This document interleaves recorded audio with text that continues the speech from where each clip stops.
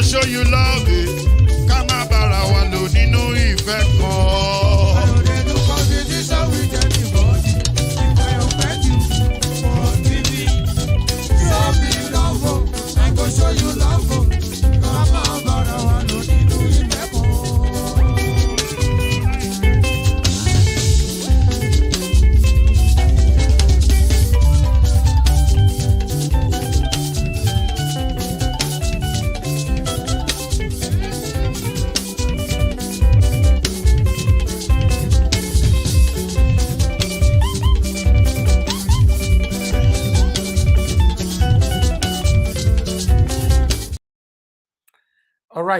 All right, my people. Yes, on that poll right there, it's still right there. That was 94% yes and 6% say no. But we've put another new poll right there now on the screen. Sorry, on the comment section. Please click on it. Let's start early. We'll see the percentage so that we can compare with the yesterday poll and today. In fact, if you guys remind me, let's be having this poll every day till the 25th. So that we can see maybe one day now if we can see say if it change or no. We'll see the power of those, because remember, it's a multinational platform, and this is the first time we are directly dedicating our platform for a candidate. The first time, even in Edo State, we didn't dedicate it for Obaseki. Although I was for Obaseki, but the platform was not dedicated for Governor Obaseki. The platform was for every one of them. Pastor Sageze Yamu, all his people were coming here all the time for interview and all that. Why people from Governor Obaseki were also coming? There was a series of debate and all that here, So, but this time we didn't allow that. But I believe this might be the last time we are going to do this, because this is presidency. Trust me, my people. The situation in Nigeria is affecting every one of us. We can't shy away from it. So this is the last time we are going to do this. Next time, even though I have my own candidate, but the platform must stay neutral.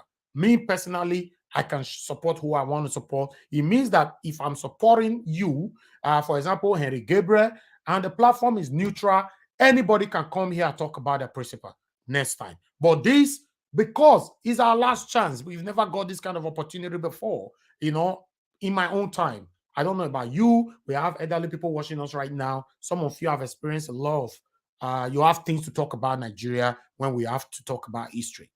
But for me, in my own time, this is the first time we are seeing things like this, that all Nigerians are beginning to come together. The togetherness spirit is right there within us. So, and this is the first time you're seeing everybody's clamoring for one person. So that's why I said, no, this one, let me do it. Let me dedicate my all for Peter Obi. Some people thought that, oh, you were paid for it, this and another. No, I never thought, till tomorrow, I never feel talk to Peter Obi. I never feel talk to Peter Obi till tomorrow. Say we talk one-on-one, no. So I'm doing this on my own. So we did not start it hoping that, oh, Peter Obi go come pay us. No. Even Governor Obaseki did not pay me. Nobody, in fact, nobody have ever paid me. The people that is paying me, Prophet Elijah now just chatted me now with $2. That is it. You guys are the one paying me. You understand? That's what I'm saying. That it's all about footprint. What do you want to be remembered for? Those people that Governor Obaseki paid that time, whatever that is going on in Edo State now, they don't talk about it. Do you know why? Because they were paid. So they are afraid to offend their previous, or rather, still their principal. But for us, immediately election finish, say Governor Obaseki don't win. Now immediately we'll just start checkmating the governor of Edo State. Many of you can testify to that. So, by the special grace of Almighty God, Peter Obi will emerge as the next president of Nigeria, but this platform will start checkmating our principal immediately. Although himself talk and say, make una not end them here, or even though he don't enter office, make una let the checkmating start immediately. So I love my principal, Although I'm not supporting him based on emotions, I'm supporting him based on capacity, So thank you very much, my people. Now, God bless you. Now, Prophet Elijah, thank you very much for the super chat right there. I can see more people joining us right now. James Morgan, God bless you. Thank you very much, my people, for joining us. I appreciate every one of you. Thank you. Please continue to share this broadcast and let's do this together. David Platt, I see you there. Thank you for joining us. Helen, Ewa, I see you right there. Thank you very much for joining us. I appreciate you all. Lucky Yamu, God bless every one of you. Amaka E once more. Thank you, my people. Let's do this together. All right, the link to join us is right down in the comment section. Click on it, join us here, and let's talk about the things that's affecting us. I think we still have about 3 spots to go. Yeah, something like that, 3 or 4. I think 3. So you can click on it, join us, and let's talk about the things that's affecting us. My people, we don't hear another one again. Remember, say Tinubu came out the other time saying that he single-handedly put Buhari there as the president of Nigeria. He single-handedly put some governors there as the governor of their own states. Another surprise will come here today. We never hear this one before. Tinubu came out today. In fact, now different to the year about this man. He said he single-handedly made Atiku a Senate president and the vice president of Nigeria. No, now so this Tinubu get power. Me no can understand. And you the single-handedly they now only him na bully over Mistro enter a house. Now only I don't understand. But this one, we need to clarify it to because I rise. Now, let me know this one. Because never, to be honest, I never hear him before. So we are going to go far. We can listen to Arise. May they tell us, well, I hear this one. Tinubu talk him. Tinubu, me never hear Abi. Please, if you don't hear him before, saying that Tinubu make Atiku vice president, we can let us know. So this man don't get power. Tell it. They make people they it surprised me. Oh. To be honest, this one is a surprise person, but I would like us to start with our principal. Now, I'd like to start with him. My panelists, I appreciate everyone. In fact, let me quickly acknowledge my panelists before I move on. I will not start today without acknowledging them. Let me quickly use 10 seconds to acknowledge everybody. Mecca LLB, thanks for joining us. How are you doing today, sir? Thank you very much for joining us. Some of them are not close to their gadgets. They are on here. They are not close because they believe we are not going to start yet. Okay, let me move on to Nolly. Nolly, thanks very much for joining us, sir. Thank you. How are you doing today? Good afternoon or good evening to you. Good evening, sir. I'm fine. Thank you so much, sir. Thank you. God bless you, sir. Appreciate you. Thank you. God bless you. Thanks for joining us. Okay. Henry Gabriel, thank you very much, sir, for joining us. Good evening to you. How are you doing today? Good evening, Mr. Elvis. Good evening. Good evening, panel. Good evening. Thank you, boss. Thank you, sir. Thank you. All right. Mr. Shooks Ibubueze, thanks for joining us, sir. How are you doing today? Yeah, good evening, Mr. Elvis and fellow panelists and everybody watching us. Thank you for coming out once again to give us, to give APC and PDP woto. Thank you. Thank you, Mr. Shoes. Thank you. I also thank you for coming out as well. If you're not there here with me now, let me go to talk for you. Maybe if I talk finish, I find way to enter house. Ask Madarita the talker. Go send me the person enter house. Madarita, make una find Madarita. Come on and tell her and say we don't see Okoye. Not be Okoye, I next person we don't see him. I carry a come today because don't tell me Madarita they find Okoye. Where is Okoye? Where is Okoye? So we don't carry a come today.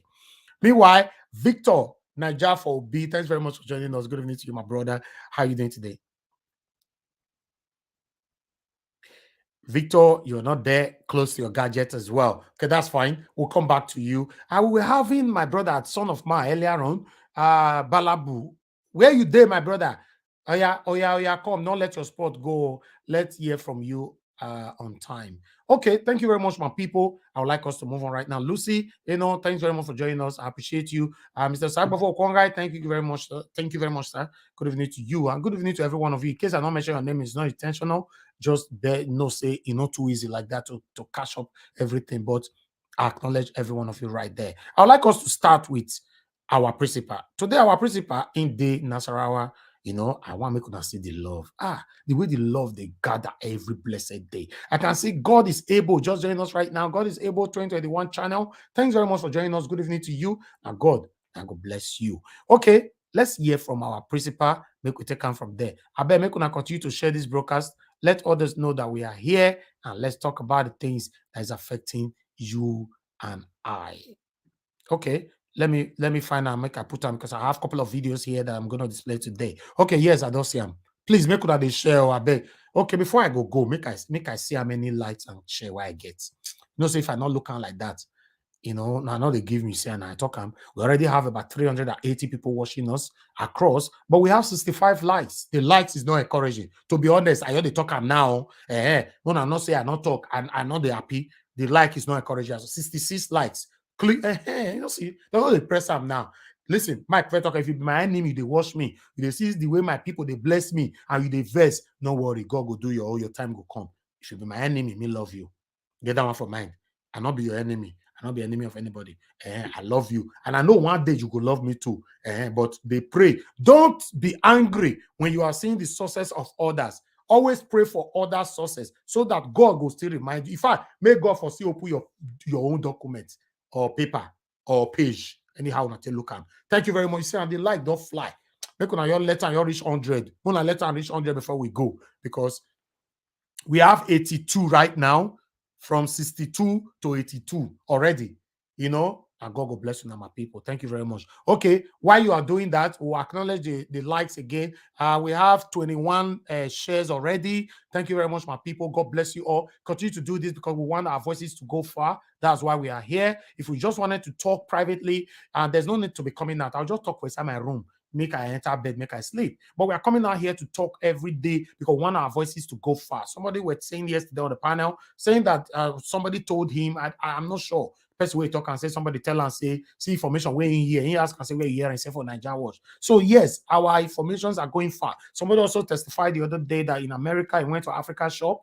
He was trying to buy something. The owner of the Africa shop were talking about a platform. In fact, the person was actually recommending Nigeria Watch platform to our family, to our Nigeria Watch family, because so you see, this is it. Your voices is going far. Your comment, people are reading your comment. In fact, in case you don't know, people spend more time to read comments these days than any other thing. So in case you are writing, please read your comment before you post it. Proofread it. It's just like you talking. Listen to yourself. Don't say something that will hurt people. Although none of us is perfect, but always listen to yourself when you are talking and when you are writing before you post it. Proofread again. If people read this, how they go feel, or if now you the write this kind of thing, go give how you go feel. Is the vice versa. Thank you. Let's listen to Mr. Peter Obi in Nasarawa State.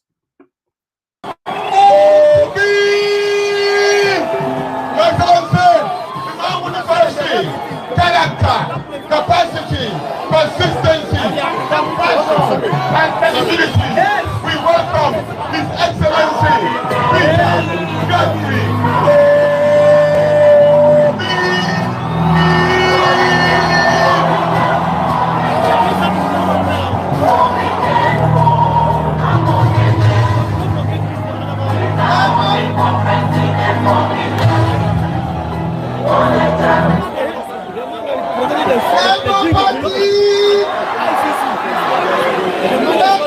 This is Newman.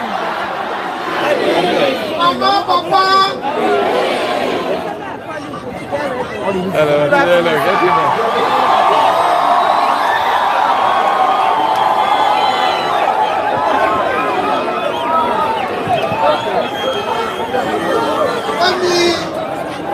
Let me start by thanking people. Let me start by thanking the people of Adamawa. I thank you for what you've been able to. I thank you for what you've been able to do.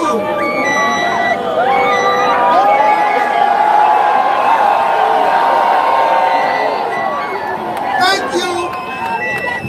Thank you for what you've been able to do for this warm reception. And I assure you, as it is, I will say in the palace, we are the first presidential candidates to come here and campaign.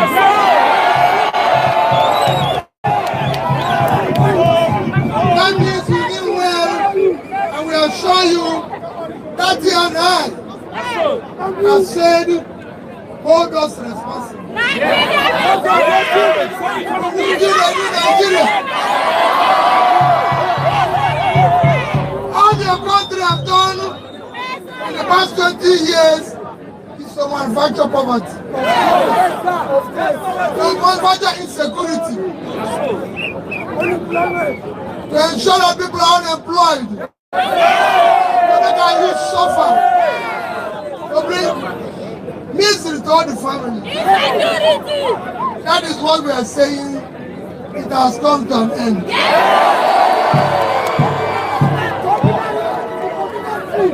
I assure you, when we are coming, I will allow my own brother, can see the two of us. We're the same thing. I'll greet you and I'll complete.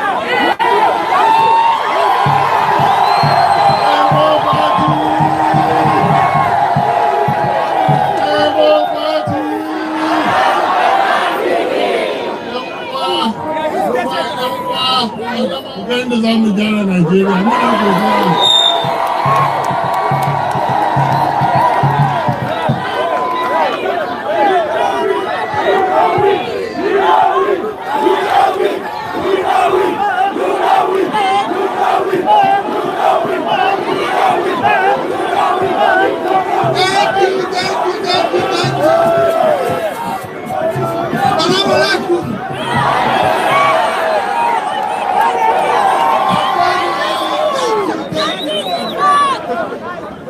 Like I said before, We die for you. our commitment is total. Yes, Today, our program is to secure and unite Nigeria. That is our number one thing. We will ensure that we provide security in this country. The enemy is not more formidable. We will deal with it. We have said the first thing we will do is to ensure that we have appropriate number of security personnel, equip them, protect them. No longer are we going to allow our policemen and women to die without the country caring about them. We will ensure that whoever we send to the front will be properly equipped, properly supported, properly insured, and nothing will happen to them. But if it happens, their family will know they are not alone. We will say that we will unite the country.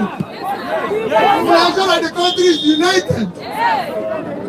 We can no longer stay the way we are today. We want to build a country where no Nigerian will ever say, I'm from the east, west, north or south. I'm a Nigerian.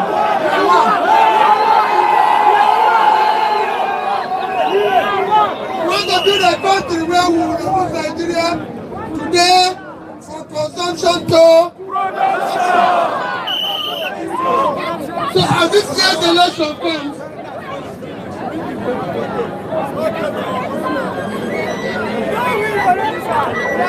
Professor Otome. so we'll make sure we can see the kind of people well. We'll make sure that the right people, all this fight between the various people, whether it's herders and farmers, will cease. Our farmers must go back and produce without being harassed in their farms. This year's election should not be based on tribe or ethnicity. Have you ever seen people buying bread cheaper because they are from the north? No. Nobody buys food cheaper because of where it comes from. It should not be by religion. Is that where Christians buy bread cheaper? Is that where Muslims buy bread cheaper? If anybody comes here and tell you, I'm from here, tell him, I'm hungry. Tell him we are poor. They have told you that story before. And you believe them. And you voted them. As soon as you became poorer. If I tell you about your religion, tell them, show me where any church where I can buy food cheaper. Where I can get employed. Since there's none, it is time to tell them no. If anybody says it is turn, tell him it is turn of Nigeria to take back their country. Tell him it's your turn. What I'm telling you is that all those things have ceased. This year's election will be based on character we can trust. On character we can trust. This is nothing about them. You can see here. Everybody knows his name. You know the school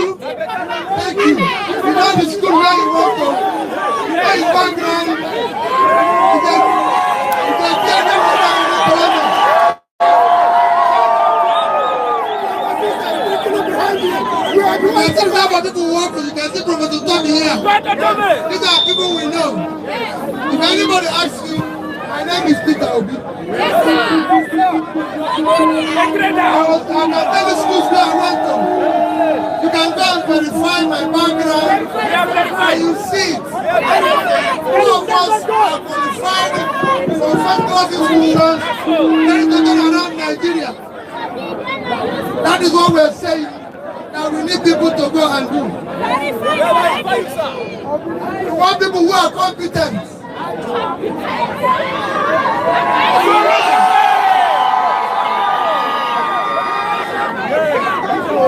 Financial issues.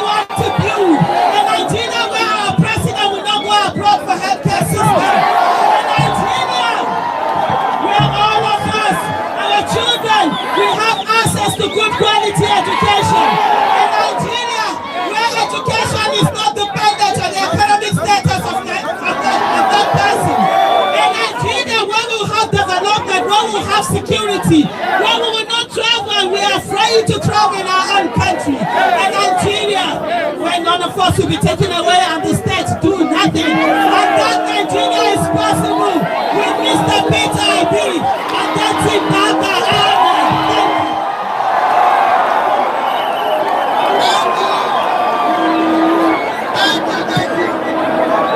That is what we said. That the new government will be government of youth and women. That is why we see this new government will be government of youth and women. We want to ensure that we do the right things. We are not going to have a government where mothers will be crying every day because their children went to school and they didn't come back. It is a place where everybody will be happy. We will invest in education. We will invest in your health. That is what all of us are promising. That is what we are showing you. That this government will care for you. So go out and vote for us. Go out to launch your DVC. Go to that day, vote for SP, stay there when they count it. Don't listen to them when they say there's no structure. That structure they have is structure of criminality, structure of poverty, structure of unemployment. That is structure we want to remove and bring structure of progress, prosperity, employment, safety. That's what we want to do. So we thank you for being here and I assure you of our commitment. Thank you, thank you, thank you. Never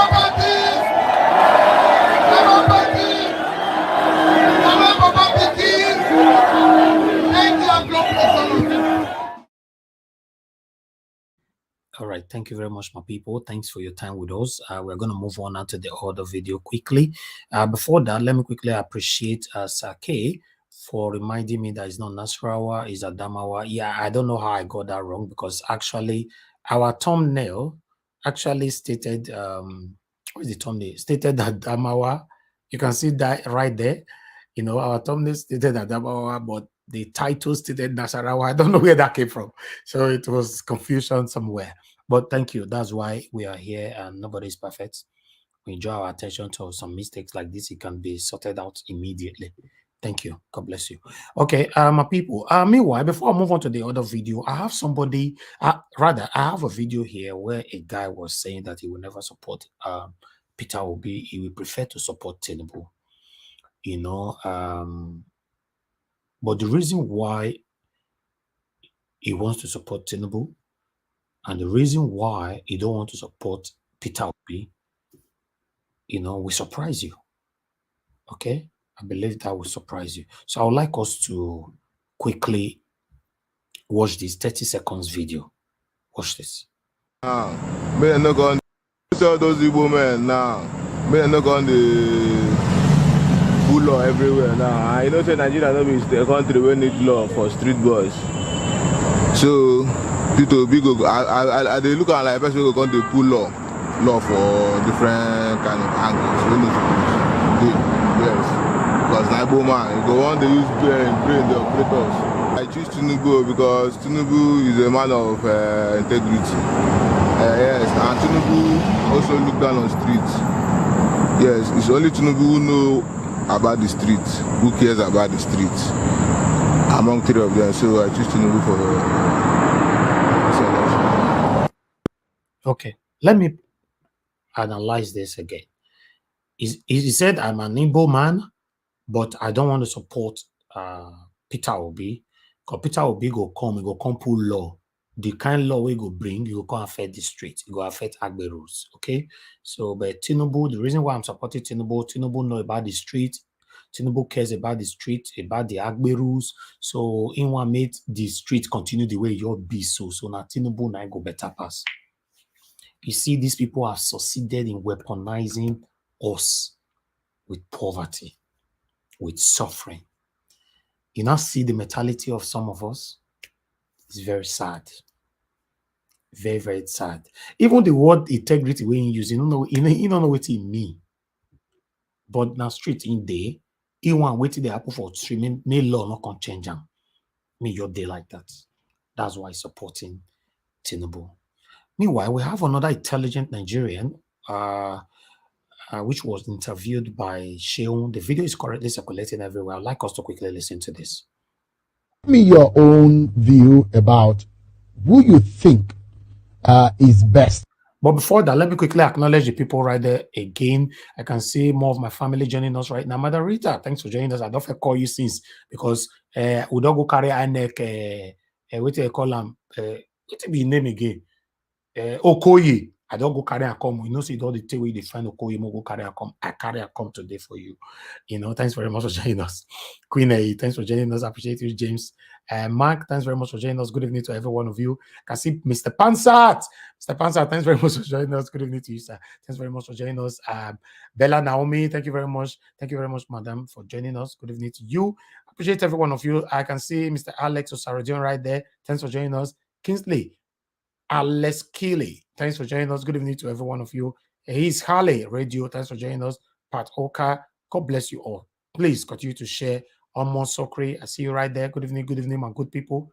And God now, God bless all of you now. Favor is here. I can see you right there. Kingsley Obona, I can see you. Good evening, my people. Femi Bash, I can see you as well. Thank you very much, my people. Now, God will bless you now. Idris, I can see you right there. Good evening to you. Please help us to share and like, and let's do this together. Meanwhile, let's listen to this wonderful girl. You know, a patriotic Nigerian. Now, me call her that. I don't know what you go call her after you listen to this. Let's watch this. Now, give me your own view about who you think is best. Do you have a person in mind that you want to vote for, and why the choice of such a person? Yes, thank you very much, Shion, for organizing, these platforms. Straight to your question, yes, I have a candidate who I support to be Nigeria's next president. And that person is a person with competence, character, and capacity, with ability and commitment to solve our issues as a nation.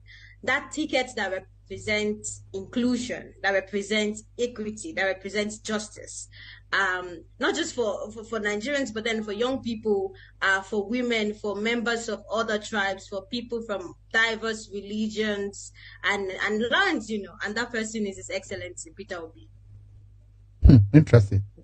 So if you compare Peter Obi, the man you say has all of these qualities, compared to other candidates, why do you think he's better than its competitor in the race? Well, I think that's a tough one, but I'll try to answer it in some minutes. You see, Peter Obi represents a better future. He represents a possible future than his competitors. I will ask Nigerians, when you look at all the candidates, what do you see? Do you see competence? Do you see character? Do you see capacity? When you look at Peter Obi and you compare him to his competitors, just like you asked, he represents these three things: competence, character, and capacity. And I'll give you 3 reasons for that. Nigeria's biggest problem today are the economy, insecurity, and corruption, which the current president, our General Muhammadu Buhari, campaigned on in 2015, and he has failed on every count. And if you look at it very carefully, our country is currently experiencing the spread of insecurity, due to a lack of political will, ineffective security agencies, and a president who is barely visible. And this has given us the image of an ineffective leadership. Nigerians today need a credible, competent, and capable leader who can address our issues. We need a present president, not somebody that will not be, present for more than half of his term.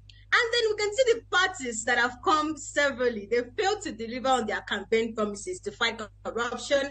They failed to deliver on their campaign promises to secure the country, to stabilize the economy, even to stop university strikes, in more than several years of governance, not to talk of the NSAS protest in 2020. So one of his competitors as well, like you asked, is on record for also blaming victims of the Lekki massacre that happened in 2020.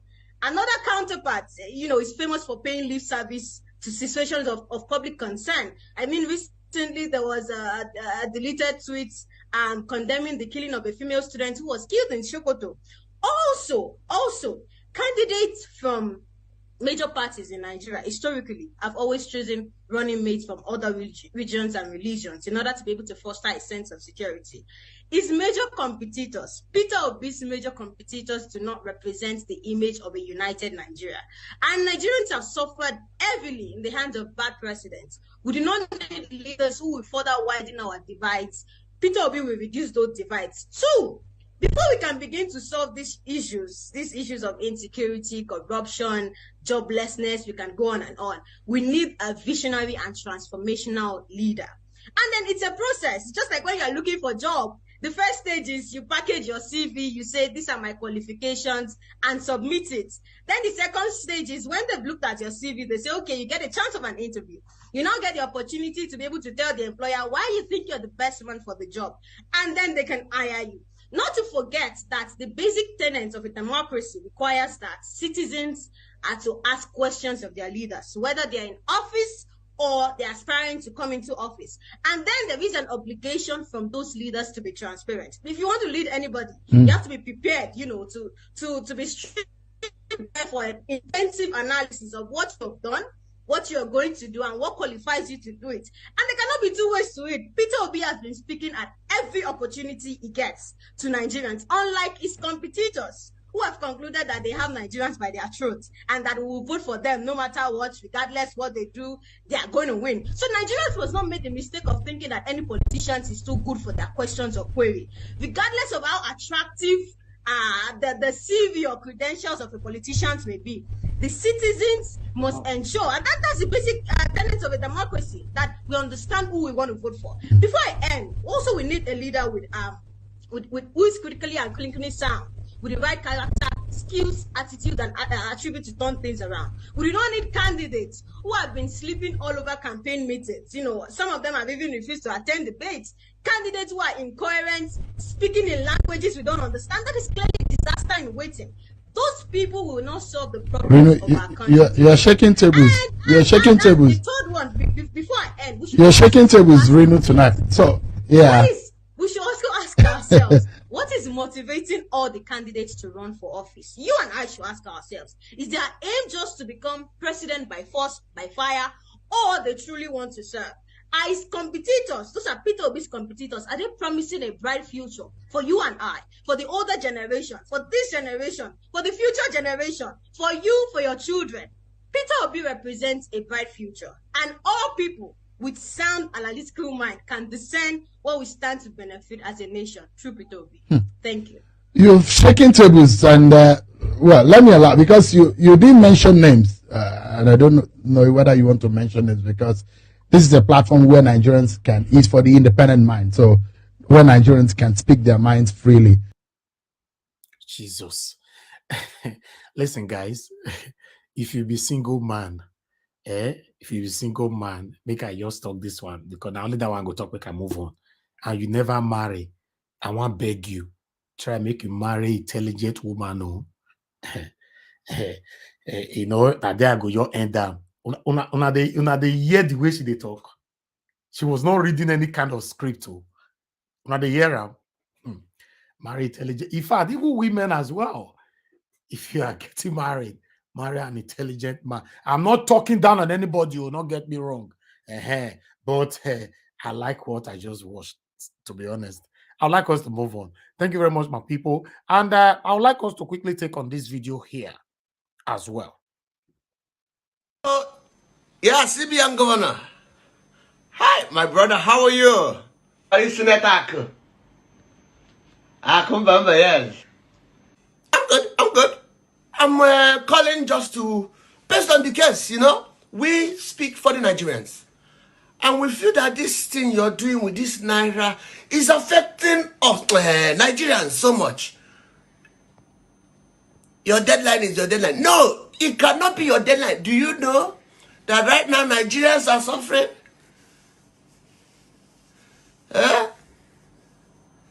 Okay. Let me just suggest something, because we are trying to come and lock you up if you don't change this. But I'll suggest something. Move it just a bit after election. Just like 2 days. Let's just use, let Nigerians just use all the one they have. You're stubborn. What do you mean you cannot use the decision you have made? So what would I do? What would Nigerians do?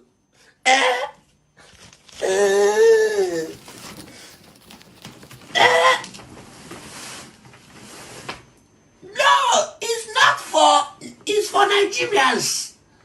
Nigerians are suffering. This man, you want to destroy my political career, Okay, extend it 2 hours just after election. Can let this man leave my hand? No! Who arrest you? God will punish you. Okay, do me a favor. Give me the new Naira note. I need like 40 billion for that day. No! You're the idiot! You're the idiot! NFL God will punish you! Why would I do this? You want to kill me? Nigerians! I've lost this election! I've lost this election! Oh my God. I thought I should bring this in because when I watched it, I was just rolling on the floor. Trust me. This is the stand of the Senate now. They say they are fighting for Nigerians. They are fighting for Nigerians. All right, we're going to be talking about all this. Thank you very much. And I have another one again. And a vice president of Nigeria. For the first time, I'm hearing this, but in the past, we've heard him saying that It made Buhari the president of Nigeria and many other governors across Nigeria. But this one just came out today. I've not heard about it before, but I'd like us to listen to this. Please continue to share this broadcast and like the broadcast as well. I can see more people join us right there on the comment section. And God will bless every one of you. Martina Ambassador TV, thanks very much for joining us. Divine Maxwell, Tony South, good. In fact, I appreciate every one of you. Thank you, thank you, thank you. I wish I could mention all names, but we need to move on right now. God bless you all. Let's watch this.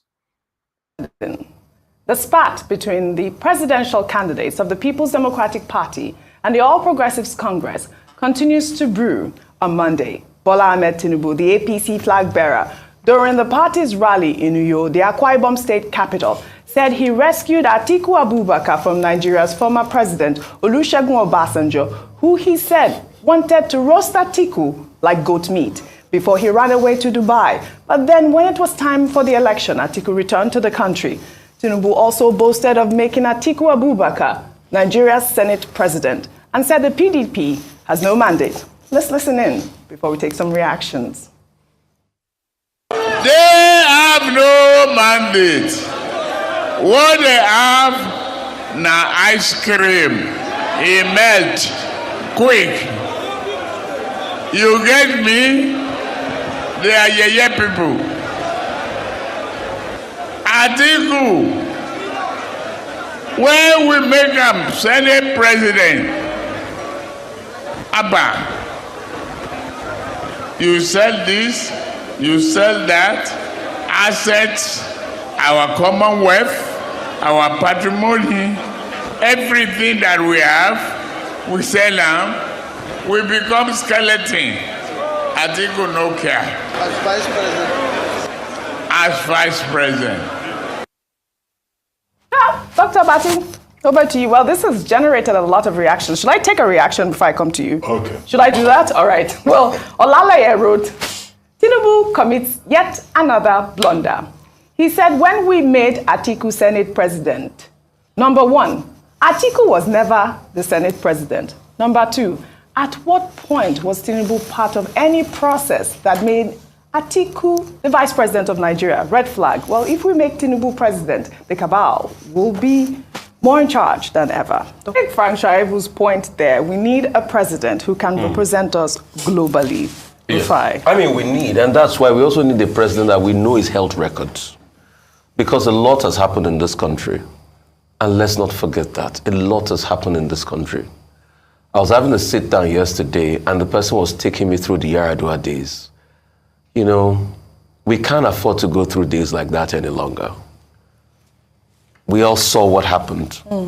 Even when we had this administration, we all saw what happened. A president left the country for over 100 days.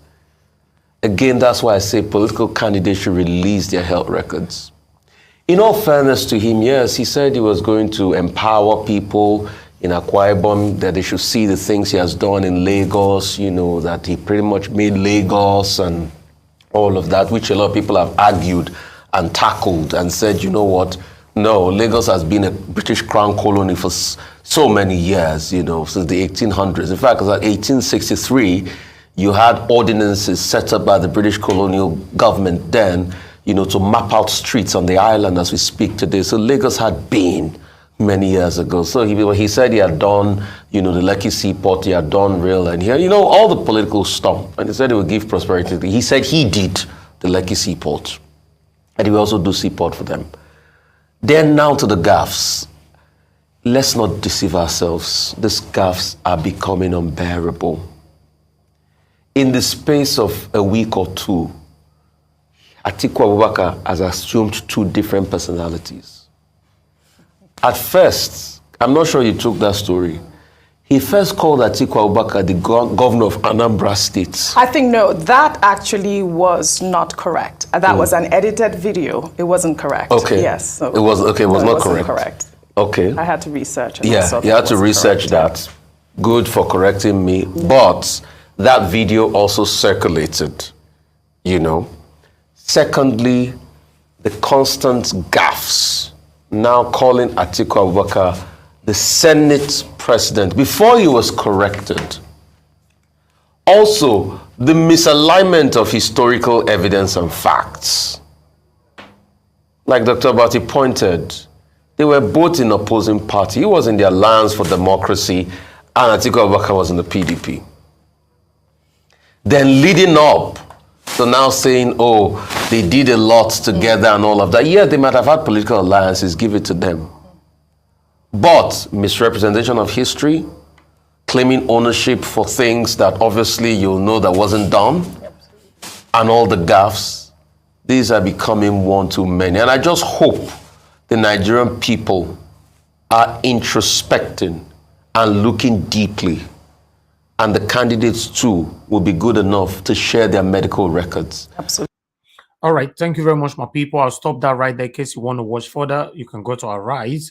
Yes, I think we should start talking right now so that we can have the last video here of INEC Okoye as the second segment, or should we have it now? My panelists, this question are for you. Should we start talking now? We can have the second segment on Okoye's, the INEC, or should I just put it on right now? A panelist, anybody from the panelists, please answer me. Anybody from the panel? Let's start talking now because I need to head out. Okay, that's fine. All right then. All right. Thank you very much, my people. I appreciate you all for your time with us. We're going to start talking right now. God bless you all. Everybody's going to have 5 minutes, if possible, and let's talk about the things that we've showcased so far. Thank you. My brother, Mr. Emeka Elobi, please talk to us. Okay, greetings from Dallas. Oh Lord, where do I even begin? Let me start with Obi in Adabawa. It's very clear. You can see the difference between natural love and rented crowd. At this point, I'm not moved by crowds anymore. I really don't care about crowds. I'm actually looking at how many people actually come out and vote. So when I go on Twitter or any top, I see all these, APC, see the crowd. I'm like, my question for them is how many of them are there because they actually like you, or how many of them are there because you paid them? For me, that's the question. It's not the size. And then you see a leader, be taking responsibility. I've not heard any of these people, Tinubu, Atiku, or any other presidential candidate saying, hold me responsible. And that's a sign of a leader that if anything happens, like there was a US president here, and I think it was President Truman, who said, the buck stops with me. Hold me responsible, I'm the leader. If anything goes wrong with security, hold me responsible. If anything goes wrong with the economy, hold me responsible. I live in the US. Guess what happens if the economy goes bad? Everyone blames the president, Biden. The buck stops with him. You're the head. They don't go to Kamala Harris because she's VP. You hold the leader responsible. And he's the only one that's like, you know what? If you don't believe me, if anything goes wrong, hold me accountable to you. Then that's my evil man saying he wants street life. I don't know where to go. And like sometimes it's not even our leaders. Sometimes it is us, the Nigerians. Because some of these things, like you ask yourself, why do people think like that? How can you say you prefer the street life to law and order? And like, which one do you want? You want law and order, you want everything to be civilized, but you also want the street life. You can't have both. So I'm like, okay, you need to reset your mind because I don't know where to begin with you. Because you cannot have both. Either you want anarchy or you want law and order. You can't have both in the same space. And then back to what you were saying, Elvis, about that lady. That woman is smart. Very smart.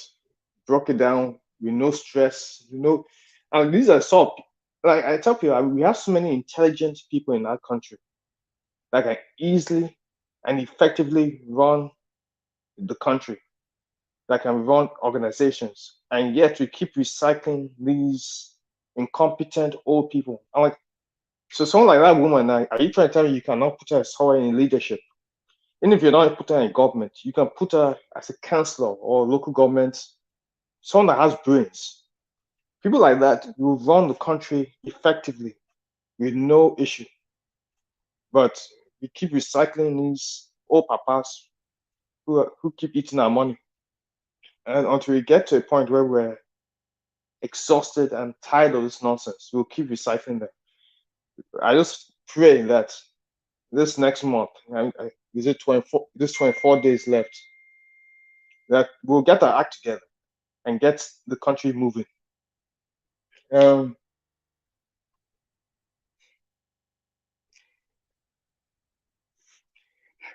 With Tinubu, at this point, I'm actually tired of talking about him. After I hear him talk, I'm like, okay, talk for yourself. I don't want to hear people telling you what to say. You keep embarrassing yourself. Because if you actually listen to that video, you can hear someone tell him what to say again. I'm like, okay, if you can't tell us on your own what you want to do, I don't know why you're still in this race. I really don't. I don't understand what is the desperation. I don't understand why you're so desperate. Because in all your discussion, you have not told me what you want to do for the country. Yeah, you're always insulting somebody. Leave article alone and tell us exactly A, B, C. This is what I want to do for Nigeria when I get there.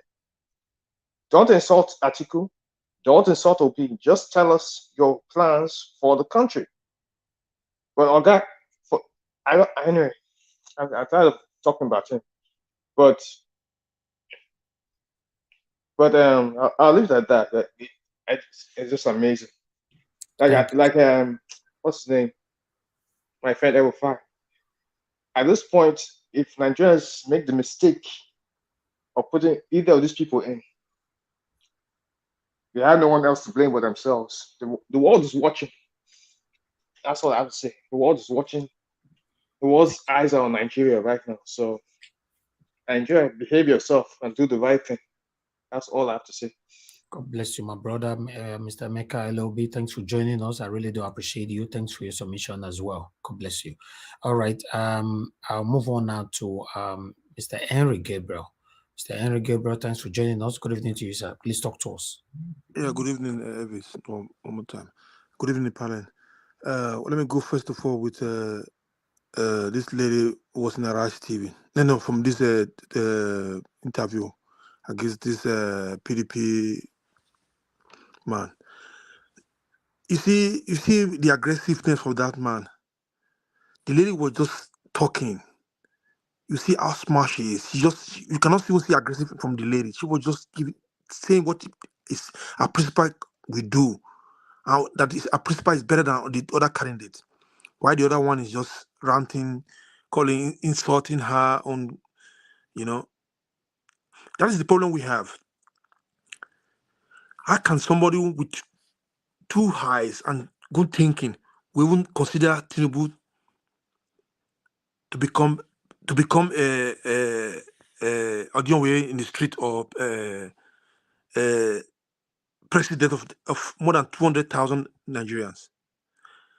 It's just like sorry to divert now. It's just like when I went to this the damage program weekend.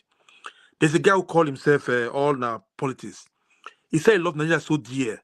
He was attacking me. He says it's a shame for me for me to come out from Edo State because I was defending the principle that is better than other principle. I'm ashamed. Most of us who travel abroad, who live in America, live in Europe, since thinking we love that country so much, I would not even compare these three main candidates to say, this one is the best. It's better than if I have to have a company. This person, I will employ this person to be my worker. We're just not brave enough. We're not man enough. We are not having balls enough. If I will use this word, I'm sorry. If we have balls enough to say, I support this man, Peter Obi, for a better Nigeria. I think it's more better than more qualified, more better than other candidates. Let me go to this Unko. Unko, if I'm not mistaken, the name Unko. Yeah. That's the only person who can stand as a man That's I call this kind of people patriotic Nigeria who want better for that country. And I think that guy is not living poor either. He's living good, but he still want better from that better country, Nigeria. Look at all the ones there. Look at all the so-called Nollywood or so-called celebrities from Nigeria. None of them have the balls to come out to say, I support Tinubu or I support Atiku, I support this. Vote your conscience. This is not time of conscience now. This is not time for conscience. Either you are in or you are out. If Nigeria is good today, I would knock my chest and I supported for the right cause. God forbid things go other way, then they will be call their names too. They are in for the wrong cause. Look at P Square. These are people who came out boldly. They don't even care what the Agboro are going to do in Lagos, whatever they want to do. They came out boldly, said, I supported Obi because I think it's better than other people. Forget about tribe now. I'm not an Igbo man. I'm a Beni. Blood-born Beni. I supported Peter Obi because I know he has something there. He have Nigeria in heart. He have Nigeria in his mind. He's crying for Nigeria. He wants better society for Nigeria. I cannot imagine somebody with their clear senses will say they will not support Peter Obi. Forget about tribal sentiment. Forget about religion. Forget about other things. Are we going to live like this? Look at now. I was Edo State now. Let me go one side again. About 4 issues. They give Edo State governor 24 hours to make sure things in order. The Edo State government give the agencies whatever who's in charge. You give them 24 hours to go and make things right. They so-called this. I'll call this name if I'm allowed. This so-called fake pastor Alfred Yosa. But there's no need for that. Please, just focus. I make a comment about. You've mentioned 2 names now since you started. Okay, sorry, I take it back. Just focus on. Okay, it. Thank you. Yeah, I was making a comment that is it the governor, the deputy governor, the deputy governor have a filling station in that state too. They should do the right thing before Edo State will start take things into their hands. He was asking me, is it only the deputy who have a filling station in the state? I said this problem we have now. When we're voting for him, we're campaigning for him. You didn't ask me this word. If he's the only one that have this, I said this is the problem we have. So you like the way things are going in Nigeria now? Do you like it? The way things are going in Benin? And those people cannot even buy fuel. And those people, they say they have fuel. So if anybody should love this country so much, they should put their hand and support Peter Obi. Otherwise, if things go wrong in the other way, I pray not, we all will suffer it too. So let me go to in the north. I remember people were saying it. We cannot campaign in the north. They will stone him. They will do this. They will do that. What are we saying? The people in the north, they are tired too, because they are so-called leaders, the elites. They fool them. They are the ones suffering more than the other state in Nigeria. Look at the people welcome will be with organic welcoming. Not this redneck crowd they are doing, or this packaging crowd they are doing. Not that. I will not see any reasonable person who say will not vote for Obi or support Obi, except those somebody who are sick mentally. I think so. Because my father is 98 years old man. He said he will go out. We don't want to vote, but he will go out for Peter Obi because of who's sick, our sake. It's a pity I cannot go to Nigeria because I went to Nigeria before I came back now. I cannot go to Nigeria second time because my work don't give me the permission to go. I could have gone and vote. I have my PVC. I have it in my hand. Yeah, but I cannot go. You know? So we should try our best to make sure this man come in because I love Nigeria so dear. I mean, I'm not suffering here. I can travel everywhere in the world. I've traveled Asia, America, Europe. I've traveled everywhere. I can travel anywhere I want to go. But I still love that country to be better so that we can come home. All our business. Look at people. My in-law have a fish farm. He don't have petrol to pump water from borehole. Nothing like that. No electricity. We should all come together and make things work. Please. We should try to make this.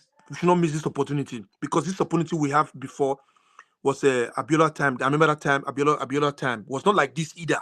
This one is organic. The old Nigerians, the angry Nigerians want to support Obi. The angry youth want to support Obi. This kind of things, this kind of opportunity comes once in lifetime. Please, everybody, please forget about this. Your how much they pay you. Look, Nigeria Watch now. They didn't pay him nothing. Normally, he's not supposed to come out and say boldly, "I support Peter Obi," but he just did it because he just want this opportunity cannot come twice again.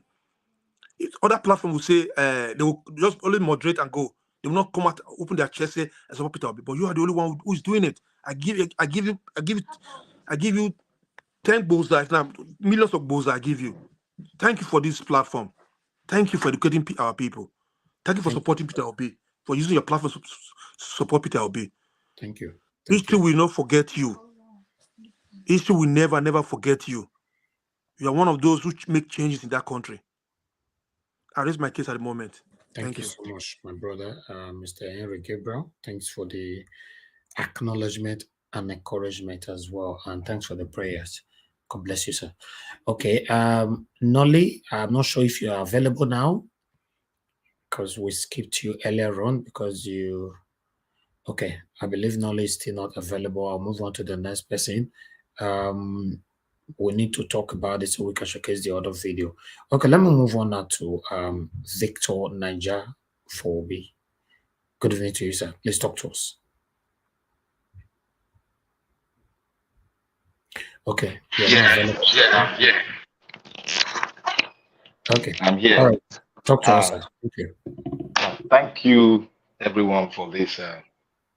Thank you for the topic for today. And thank you to the panelists. Thank you to Nigeria Watch. I really love what you're doing. If I want to see you as somebody that have a very bold faith. If a bold faith.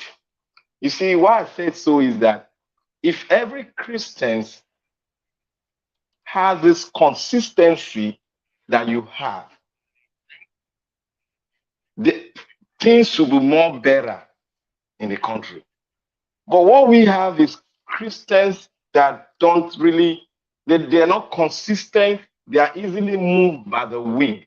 But your consistency have given a lot of people, faith. They are making their faith a reason that for this man to be consistent, there is something in this man. Obi. Let me take a second look at this man, Peter Obi. Because many thousands of people watch you during the Edo saga, Edo politics. You were consistent, and your consistency built it up to a level where everybody in the diaspora have to click in, come down to Benin and deal with this saga. And the Edo State governor was brought in, despite what is happening now. But your consistency have brought a lot of people to come along with you and follow Peter Obi. Thank you so much for what you have been doing. And I want to go to... Thank you, sir. Thank you. I want to go to the first picture. The first video you showed about our principal. Like during the other time, one of the sections you had maybe a month or last year, we're talking about the northern. Sorry for the noise. The northern rally. I told you guys that it's going to be different from other rally. There's a surprise coming in, and the surprise is going to be wow. Now, people should not write it on.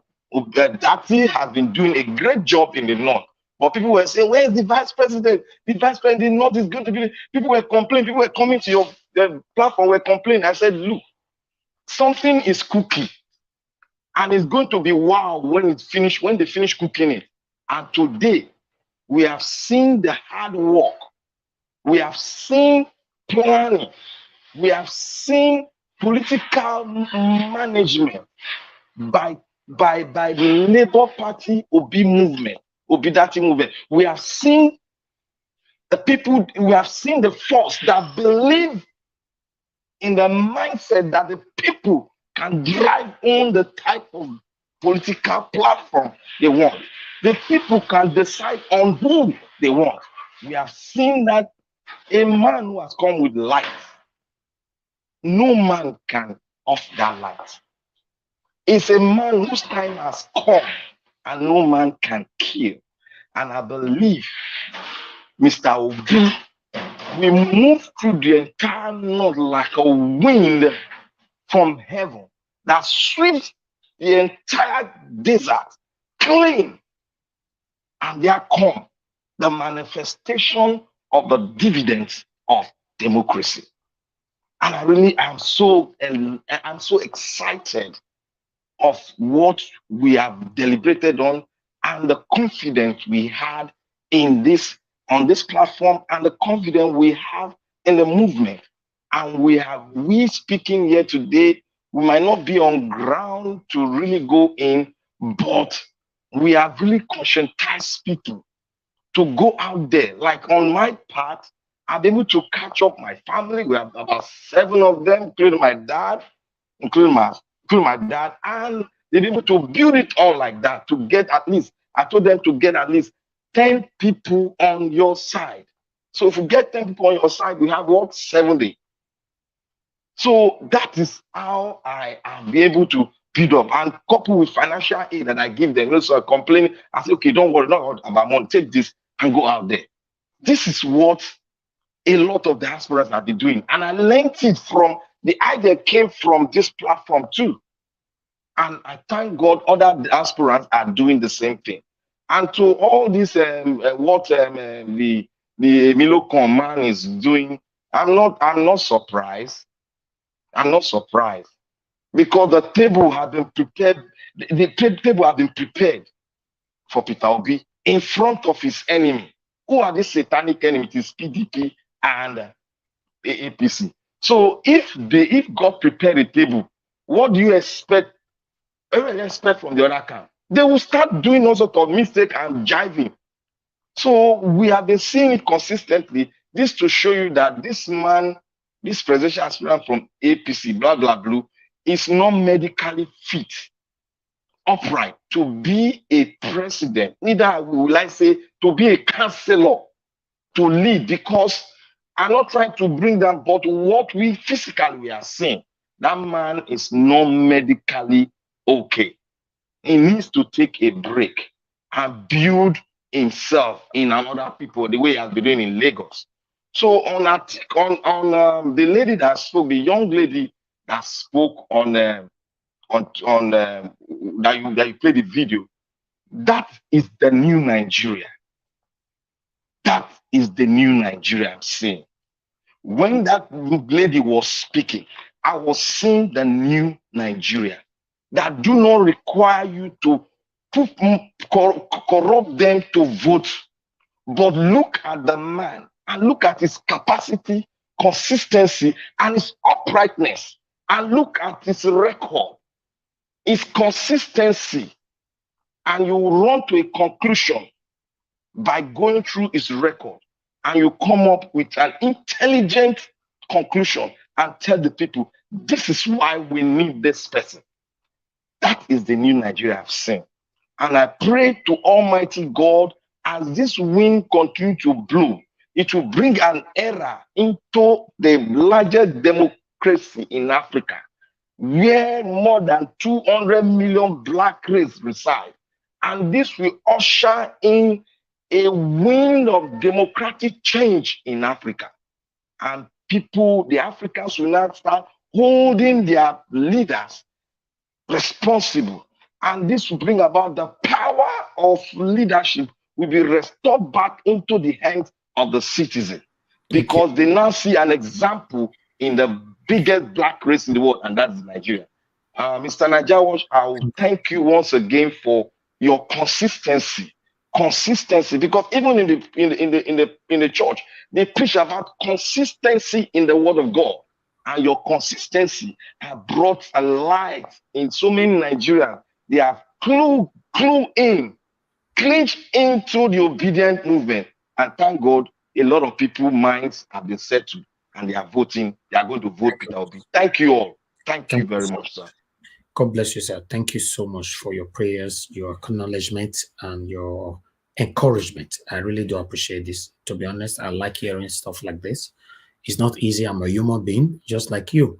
So we all need encouragement to have the energy to continue to push on. So yeah, by the special grace of God, we are very, very close, and we all will come back here to celebrate by the special grace of God when Peter Obi emerge as the next president of the Federal Republic of Nigeria. Thank you. All right. I would like us to move on now to the next person here, which is Mr. Shooks Ibubweze. Sir, please talk to us. Good evening to you once again. Yeah, can I crave your indulgence after the next person, please? Okay, yeah, that's fine. Yeah. I'll come back to you. All right, then. Thank you. Okay, let me see if Noli is available now. Noli, are you available now, sir? Oops. Okay, okay, you are not available now, Noli. I'll come back to you then.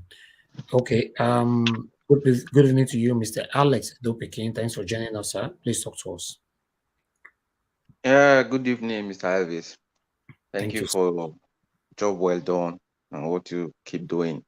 And good evening to every other person that is listening and hearing us, and to the panelists. I was so excited watching the video from the campaign, like I always do when I see our sister Aisha taking the lead to show that Nigeria, a new Nigeria is possible. And the humility of Mr. Peter Obi, you see it every time this man is on stage. Wherever he goes, whatever he does, you can see that Nigeria is heading in a very right direction. When Aisha took the mic from him, or when it was given to her, he was so humbled, and Aisha did what she does best, making the people to really feel, to know that this excitement is in the air. We're almost there. We are getting close. Don't give up. We're almost there. They wrote us off. They underrated us. But now they are doing catch up. So that is the reason why most of the time I talk about this election, I just like to be on the positive note, on the positive side. Because when you remember where you are coming from and now see where you are, the only thing you can see, or just you're almost there, you are getting it. You've gone through all the trainings, you've gone through all the pains. Now you're almost there. So no matter the distractions that we are still going to be experiencing, don't tell me these guys will just give it to you like that. No, they're going to fight. They're going to come with everything they have. But we are focused and we are getting there. A new Nigeria is definitely and certainly going to be possible. All we just need to do is to be consistent. Just like my brother the last speaker said, we have to be consistent. Mr. Elvis has already shown us the way, what consistency can bring.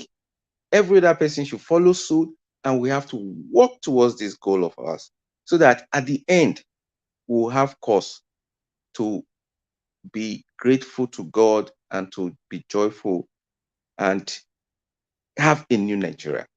So, the other video about the young lady, I was so proud of her. Maybe she's in her, from the way I see, maybe in her late 20s or whatever, but she was so brilliant. And I tell you, my people, we have millions of Nigerians that have potentials, that have been really brought so low that their self-esteem have been lost, just like that young man on the street. So we are going to see a lot of these things to come. We are going to see a lot of Nigerians We don't need to be told how brilliant we are. We don't need to be told how the self-sufficiency that we have, how resilient we are, how good we are. We don't need to be told. We already know we have these things inside of us. It is just this wicked, I don't know how to classify them, that have brought so many people so down that they lost everything, that they even lost their sanity. But thank God, the awareness is there. There is a light, which is in Mr. Peter Obi, that is now leading the way to take Nigeria to this height where it really belongs in the world class. So all we have to do, like I will borrow leaf again from the last speaker, do your part. Encourage someone, encourage people, groups, whatever, any way, financially, otherwise, just do your part. I'm already doing my part. I've been doing, I will keep still doing until we get to the mission is accomplished. So that is what I will encourage every one of us to keep doing. Please. Thank you. I don't really want to talk about Agbado and his. That's fine. Yeah, he doesn't have anything to offer. So let's concentrate on our man and how he was going to get there. Thank you very much. All right. Thank you so much. Thank you so much. I really do appreciate you, my brother. Thanks for your prayers, acknowledgement, and encouragement. Thank you. May God bless you. Please help me to share this broadcast, my people, and like as well. I can see that the shares have stopped and the liking have stopped as well. So please, can we have some likes on this video? It's just, if you can see me, you can see the like button. Click on it and let's encourage ourselves. Remember, we have a poll that we put out today as well. It's right there on the comment section. And the poll goes like this: will Peter Obi be the next president of Nigeria comes 25th February 2023? Just click on it. At the moment, we have 210 votes. I believe we can have more votes before we end the broadcast. So please continue to share and like as well. And let's do this together. So I'll move on to the next person right here. TJ. TJ, can you hear me? Yes, I can hear you. Okay, wonderful. For the first time. Yesterday, I was calling you because you joined us yesterday, right? Yes, I joined, but the network was really bad on my side. All right. Okay. Thanks very much for joining us. Where are you joining us from? Good evening, first of all. Good evening to you. I'm currently right in Lagos. Okay, joining us from as Lagos. a speaker. Yes. Okay, wonderful. I'm in Lagos. Talk to us, TJ. Thank you. You have 5 minutes. Yeah. Okay. So thank you so much for the opportunity, and I greet everybody. I greet everyone in there. So I'm so happy to be here today as well. Thank you. First of all, I could have liked to introduce myself properly because last time I wasn't able to, based on the way I felt last time. So, first of all, I'm James. I'm Tondo James by name, hail from Benue. Actually, I'm a driver. Okay. Yes, I work here in Lagos as a driver. I would like to talk about the issues concerning our country. You know, it has been a kind of pain to all Nigerians. Not just a kind, it's a pain, really touching, that we are facing what we are facing right now. And all we could do is that, all we could see is that another level of poverty, another level of insecurity, another level of or lack of education and the rest of it coming up again. We have the chance to fight back. We have the chance to stop all this coming, and we will let it be. It hurt me so much seeing people following people like Tinubu to campaign. Although I know people following Tinubu, people standing by him, are all the thieves we talk about on daily basis. They are the thieves. Because if a true Nigerian who really wish Nigeria to be a great country, as we say,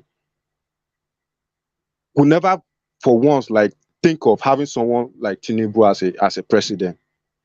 But when I turn to see how things are, I just get to realize that these people standing behind him, supporting him, even when he doesn't have the strength to like do what he say, he's like are there. I just see that these are the people bringing Nigeria down. And you should see, they don't want the truth. They don't want people to know how great Nigeria is. They are bringing someone. Last time when Buhari came, that was 2015. When he came, he says he's going to be president for everybody. He's not going to be he's going to be president for nobody. And we have seen it. Now another person coming saying it is his storm. This is his storm. This is his storm. That is, it's not supposed to be Nigerian turn. It's his own turn. So it talks so much.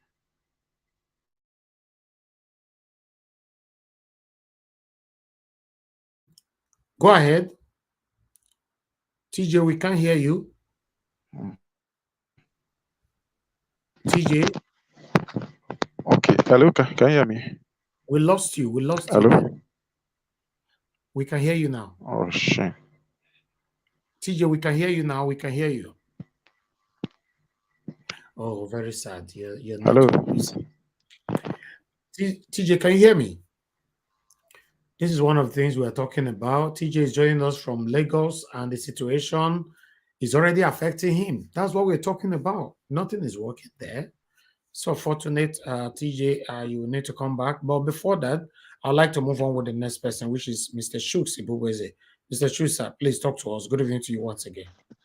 Yeah, good evening, Mr. Niger Watch. Good evening, fellow panelists. Good evening, everybody watching us around the world. And of course, the most important people, those who make us happy on the comment section. Yes. Yeah, I want to start with our principal, the visit in Adamawa. You know, we can see the genuine love. I'm not sure if Mr. Shooks, I'm sorry, sir, that I have to come in. Sorry. On the comment section, I can see Tony South. You said you can't see the poll. I'm sorry. We are streaming from 3 platforms. I believe you are one of the other 2 platforms.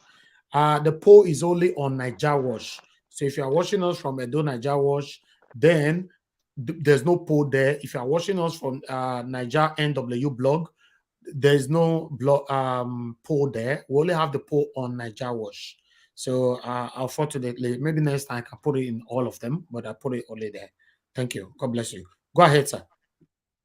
Yeah, you know, the visit, you know, in Adamawa was so good, you know, because, you know, that is the Northeast, you know, they're talking about the article control, you know. Unless with the kind of love I've seen they showed to him, you see people contributing even before he says something. People have already been saying it, you know. That shows you that the people are more interested in what is affecting us right now. You know, it's not the our old ways, and that is why, you know, sometimes when you get in touch with some people who are still calculating and telling you about their criminal structures, you know, you get annoyed. By looking at it now, most Nigerians prefer, you know, you come to them, you talk to them about things that is affecting them, about things they are seeing every day. We can borrow a leaf from, you know, the stoning of Boo Boo in Kano, because you can keep people hungry, and you come into commission what? That is what Nigeria is all about now. So if anybody is thinking that we are still in that old shoes, no, we've thrown those old shoes away. We've bought a new shoe, which we will be wearing. That is what it is. You see that love there, because I paid attention when, even before he said anything, people were already shouting those things. This is what we want. This is what concerns us. That connection is there. You know, that connection is there, and I can't be you know, thankful enough to his team, to everybody that is working on this campaign, because there's little details I'm beginning to see why they delayed going to the north early, because Many people might have forgotten, these criminal structures they use. They might have come with that. But look at it, 24 days to the election, or even less as we speak, or even less as we speak. So what is it? The people are now saying, hey, we are the structure. We'll know what we want. We will tell you what we want. We will communicate with you. And that is exactly what they did in Adamawa. And I'm so happy that is the stronghold of Atifku. It's not any other person's stronghold. If he ever have stronghold, that should be his stronghold. So when you see, we go there, we speak. We don't go there and dance like they do. We go there because we know if the people needs music, every second they can never, dance. But their problems, you can only speak with the leaders. Excuse me. Who is going to be able to, help in solving your problem? Those are the kind of people you want to see come to you and talk to you. Yeah, that's been for that. I'm gonna talk a little bit about Emiloko. This is a sign. I'm saying this so everybody watching us right now, whether you are in Nigeria or you are in diaspora, you better do the needful. If you are in diaspora, make sure you convince everybody that is around you. Tell them this is not a joke. It's not a film play. You see, when you see APC, especially APC, going to campaign, sometimes when I see their campaign trail, I don't listen to it because that is a complete waste of time. You meet a bunch of people shouting, jumping up and down. Some of them said, I just want to dance. That is not campaign. You're not talking to me. There's nothing you are offering me. So right now, he is saying all these things because that is exactly what he's going to do. Make sure you take notes, write it down, put it down. And I think I heard somebody from Arise said it, that, or I think, is it that somebody's comment they read, that when they get into power, this is exactly what they're going to replicate, making kings for themselves, making sure they settle all their people, put them in the positions they want. No wonder that young man who spoke about why he doesn't want Obidati, because they're going to reintroduce, self-respect to Nigerians. They're going to put the things right. And I'm so angry when you showed that video, because how can you say that somebody is coming to make things work, that is going to put laws that will make things work to benefit everybody, and you are saying that is the only reason you don't want to vote him? That tells you that most people who are on this Emiloko or Atifku, they have this kind of mindset. They're already assured of what they're going to get. That is exactly what is happening. Because how can you say that you don't want, okay, you affect both big man and the poor man? The petrol that is not in the country, is it affecting only the poor man? The money policy they put down, is it affecting only the poor man? That is what I don't understand. That is what I don't understand. Please, if you are listening to me or to us right now, make sure you don't say, had I known, because there will be no had I known this time around. When Buhari came on, most of us said, had I known. There's no, right now, there's never had I known. So let's make our choice. Let's make our choice plain. Go to Labour Party. Make sure you vote Labour Party. Bring them to power. If you want you and I to enjoy that Nigeria you dream of, because it's never going to happen with these two satanic, I borrow your word, Mr. Elvis, these two satanic parties, because they are completely satanic. If you listen to that young man, you will understand how satanic they are. Because if you said that somebody, you're not going to vote the right person, because that young man made it clear that he is the right person, but I'm not going to vote him because the streets, we go. The street, we go. All the injustice will stay. That is what that young man was telling us. I'm going to speak on, the last, I think before the last video you showed, the celebrities, though my internet was, up and down there. Look, any celebrity, though somebody like me, those I follow, I've unfollowed those who are not making their positions known to Nigerians, because it means they are the one gaining the bad governance. They are the one gaining all the evils, all the evils that is happening in the country. So if you don't come out and I follow you, it doesn't matter if you're a musician, you're a comedian, you are whatever you are, and you are not using that your platform. I don't mean dedicating it just like Mr. Elvis did. No, I don't mean that. You can use that your platform to say, hey, we are here. We have seen the right person, vote this person, because in my own conviction, he is the right person. There's nothing wrong about that. There's nothing wrong about that. So if you are hiding under one thing or the other, because you know that if you say this and you are afraid, if this person don't win, you're not going to get that contract, I am sorry for you. Because what is written is written. Obi, that is must.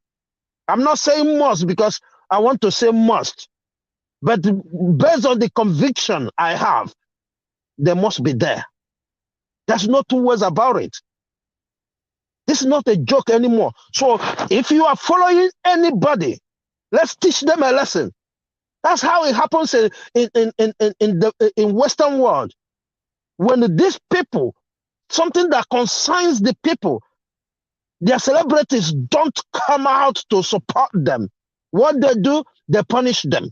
Some of them lose like 1 million followers in a day, thousands in a day.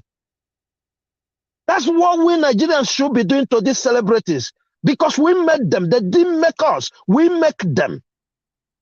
If we understand how social media or celebrity life works, we make them. They don't make us. If you watch their music on YouTube, you are giving them money. I just learned today that Rema is the most listening music. Countdown is the most listening Nigerian music on YouTube. So imagine who gave him those power. It is we Nigerians that are listening to his music, sharing it and making everybody, liking it, making everybody all around the world to know who he is. If they felt that it doesn't concern them, let us teach them a lesson. All of them are pretending because they don't want to be attacked. You see what Nedu was saying, that if he come out openly, people will attack him. So he was openly, indirectly supporting Bola Ahmed Tinubu. So this is what all the celebrities are doing, and it's so disgusting. Exactly. That's why we Nigerians need to tell them, because you see these celebrities, they understand that Nigerians we say, live and for God. They understand. They know we know that we make them who they are. And within 1 minute, we can bring you down again. They know all this. But because they know we have that good heart, a forgiving heart, that's why they're treating us the way they're treating us. That's the only reason why they're treating us the way they're treating us.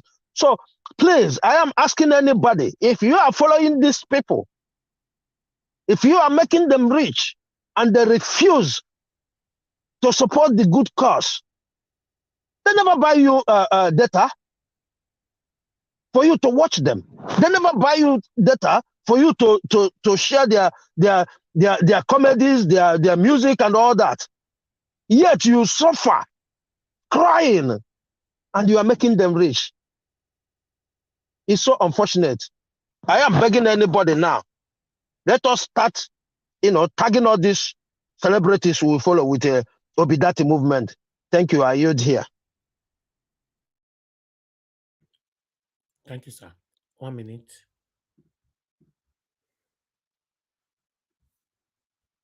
Because I said the failure of PDP and APC has made their spokespersons compulsive liars. And I'm talking statistics to be fact-checked. Dr. McCall, the Director General of the Poverty Alleviation Program under PDP, said Anambra State had the lowest poverty rate. We will be fact-checked for you to know. They don't have any other thing to offer. And when it came to the issue of endorsement, you saw his white lie. APC craved and nearly stole Obasanjo's endorsement. They went to him, and after talking with him secretly, they came out publicly to tell Nigerians that Obasanjo has endorsed them. He was there in the open. And Obasanjo had to retrieve his mandate. Because I've said it that everybody in APC is a thief, including animals. And even endorsement, they want to steal. All right, there. Thank you very much, my people. Thank you very much, Mr. Chuks Ibubeze, for your wonderful submission. Mr. Noli, you're on the backstage. Please please, because it's better you be on the screen than you be on the backstage. Thank you. Well, Mr. Noli, are you available to talk to us now? Yes, I'm available. Okay, thank you very much, sir. Good evening to you. Please talk to us. Good evening, all Nigerians and everybody watching us this moment. I just want to thank you so much, Mr. Elvis. Thank you for your consistency and the integrity. In the world of today, that word, that attitude, that behavior is so scarce. That integrity is very, very scarce. But you choose to be one of the people who has it. Thank you so much. I keep on telling people it's not by proclaiming I am a Christian, I am a pastor, I'm a born again or anything. Then you see those people who are saying all those things, they say a word they can't keep to it. And that makes me sick, because that is the problem we Nigerians are passing through today. A lot of people who say something that they know quite well that they're not gonna do, and they are saying it for saying sake. Like me, if I know that I don't have the capacity of doing anything, it's better I just keep my mouth shut than speaking. Thank you so much, sir. We are learning from you, and we are tapping from your grace of being consistent, and I know that God will reward you because of it. So coming to what we have watched today, when we see our principal P2B in Adamawa State today, it's something of joy. And the other day I was watching P2B in Abuja. Then I discovered that Obedience are very busy people. The Obedience worldwide, they are very busy people. They are people who work. They are people who have something doing. They are not Agbero who are on the street. So they have something they do. So when you see the rally, if anybody is judging this election based on rally, the person is making a very big mistake, because Obedience are in their market, in their business, and in their work, that they are doing something, but they are obedient. So Nolly, I'm sorry, I don't know what you are using. Your voice keeps going up and down. Can you remove your earphone if you're using that and just talk directly? Okay. Can you hear me now? Yes, better. Thank you, sir. Okay. So what I was saying, I said that Obedience, they are everywhere. They are on their workplace. So anybody judging the rally by the crowd is making a very big mistake, because we, the Obedient, we don't move around following him on rally. And when you see all these people that is there, are the people who come there genuinely. Nobody pressurize them. Nobody buy them. They are not bought. They are not be moving. One of my friends was telling me that in Nigeria now, what is running is that some guys, some miscreants, they collect money. They are moving from Sokoto to Kaduna, from Kaduna to Meduguri, from Meduguri. And I say, what are they moving for? They say they are moving on this rally. So anywhere they pay them, they just have a charter bus. And all of them will jump into the bus and they'll be moving in numbers. That is what is going on. So if you pay us, we represent you. But in this particular one, because we don't give shishi. So anybody you see here, you see that that person just come on his own. We are not going around telling. But what I want and I love is that Baba Ahmed have really done his work. He really do his work very, very well in the north. He did his work very, very well in the north. And I give kudos to him and to the organizers of the Labour Party. Coming to Agbado man who is telling us that he made Atiku Senate president. I don't wanna dwell in his health challenges, but one thing you know or we have to know is that there is no need. There is no need, you know, just trying to say what is all the because you see when somebody is having that dementia problem, you know, when somebody is having that memory loss, and that thing come with age. So that's to tell you that when Tinubu say he's 70, he's a liar. Because you know, a 70 years old man losing memory like this, you want to say A, you will say B, you want to say B, you will say C. You find out that the person is lying or there's something added to it. So the APC people are not telling us the truth. So what they are doing is to package this man and give him to Nigeria. And the many people are buying it because of their selfish interest. Now come to the little girl that was speaking with Kimba Shegun. You know, like Naja was saying, if you want to marry any single man want to marry, you should go for a woman who have brain and who have sense. You know, the problem with Nigerians is that a lot of people, including there are people with white hair, with professors, PhD holders, who are not wise at all. And when you look at this APC, you will see professors, see PhD holders running around Tinubu, defending Tinubu, senior advocates, defending somebody that doesn't even have primary school certificate, defending somebody that all his life is just nonsense, just a lie. Then they will be defending him. Then after the person will start to tell me that he went to school, he is educated. Education, my foot. If I may use the language of their vice president, their vice candidate. Education, my foot. Education that they got is just education. That education in Nigeria, even that our education is not marketable abroad. It's not even employable. You employ somebody who has a degrees in Nigeria, you don't even know where to start. You don't even know what to do. That's why when Nigerians they seek for job abroad, when you get to that job, you will be retrained. They will retrain you. Though we are very smart people. But with our education, it's nonsense because our education, you go to school, you behave like a born illiterate. And they're talking about that boy that boy that was talking about the reason why he don't want to be to win is because that is the reason why P2B and he's been campaigning. He said those children need education, they need to be taught. This guy doesn't know anything. Why? Because nobody teach him. If you see a boy like that, he's a street guy. He's a guy in the street. They have street people everywhere, but you know our own street is add with criminality, it add with lawlessness. You know that is what. But they have street people everywhere. If you come to Canada, you see people, a lot of homeless people. A lot of junkies everywhere. Go to Europe, junkies everywhere. In America, the same thing.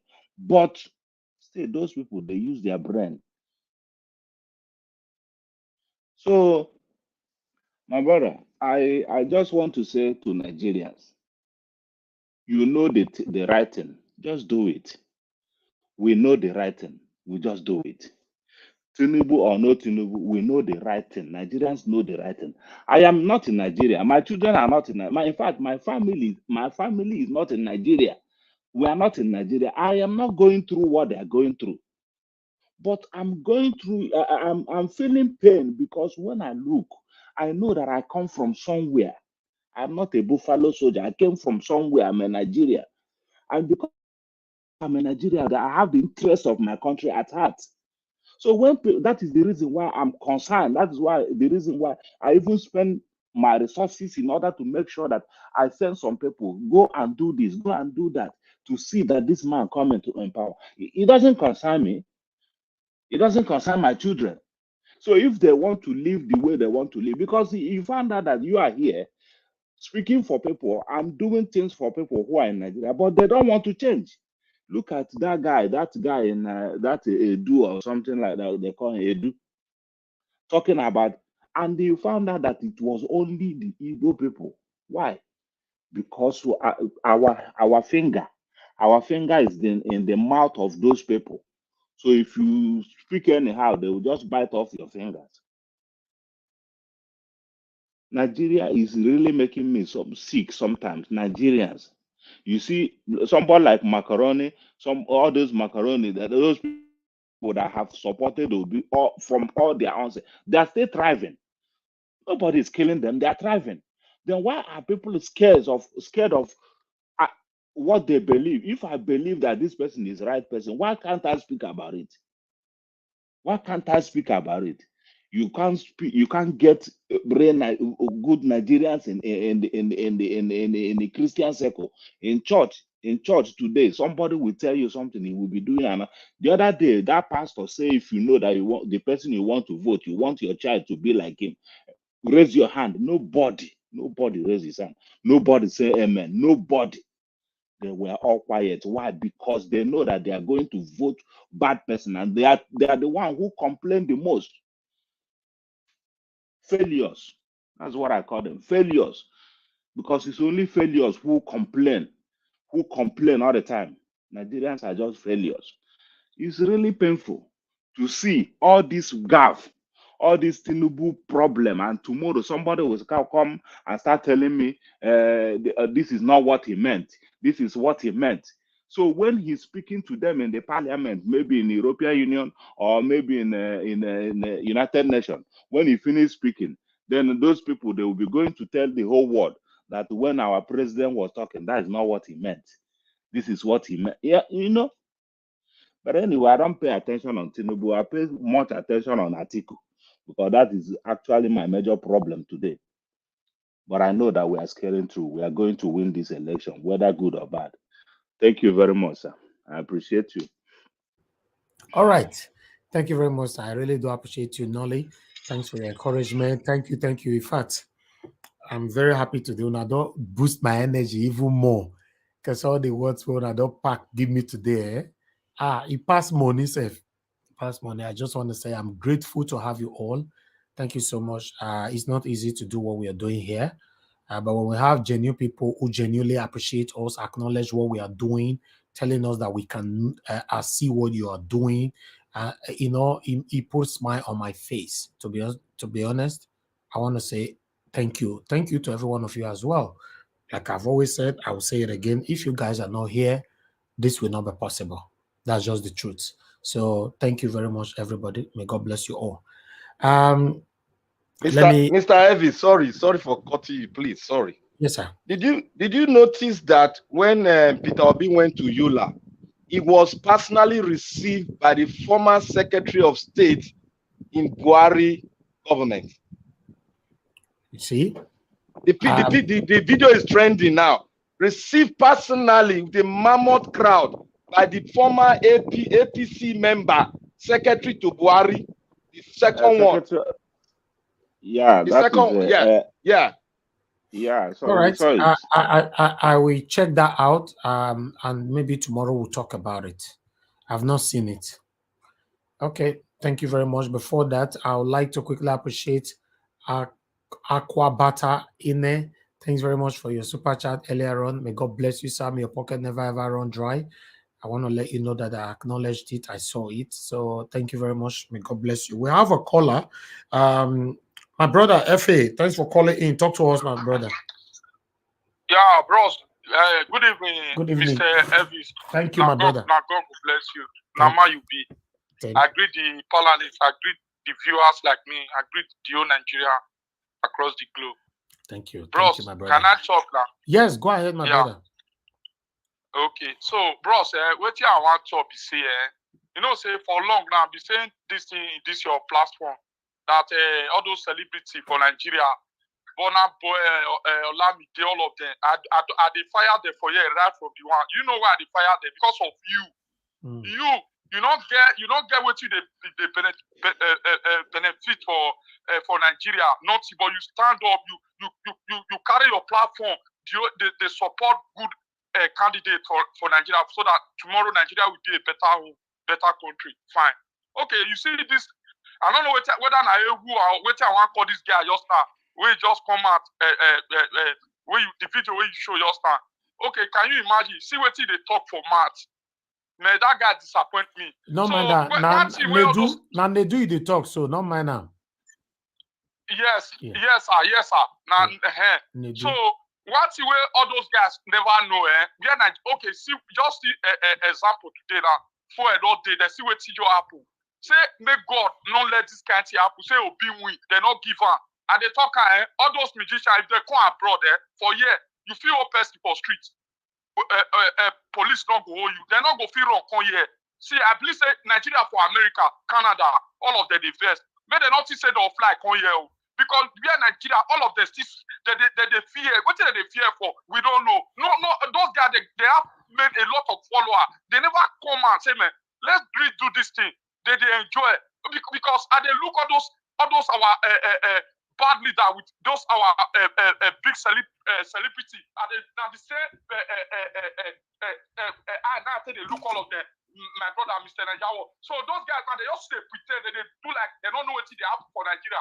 If he said, I'll be saying this to them, say and lie. They don't know say something won't happen now March now I bet they say all of them they keep them. No mind them, I don't know what they see that they carry body, carry shoulder. Yeah, celebrities. You understand? So now what did they happen? We day here, all of us they try me our country day okay. Me, I don't get children for Nigeria. You yourself, short why God not go bless you. You have UK, your children are citizens of UK. What God never do for you? For those guys, they are still doing like they are still pretending like something is not happening in Nigeria.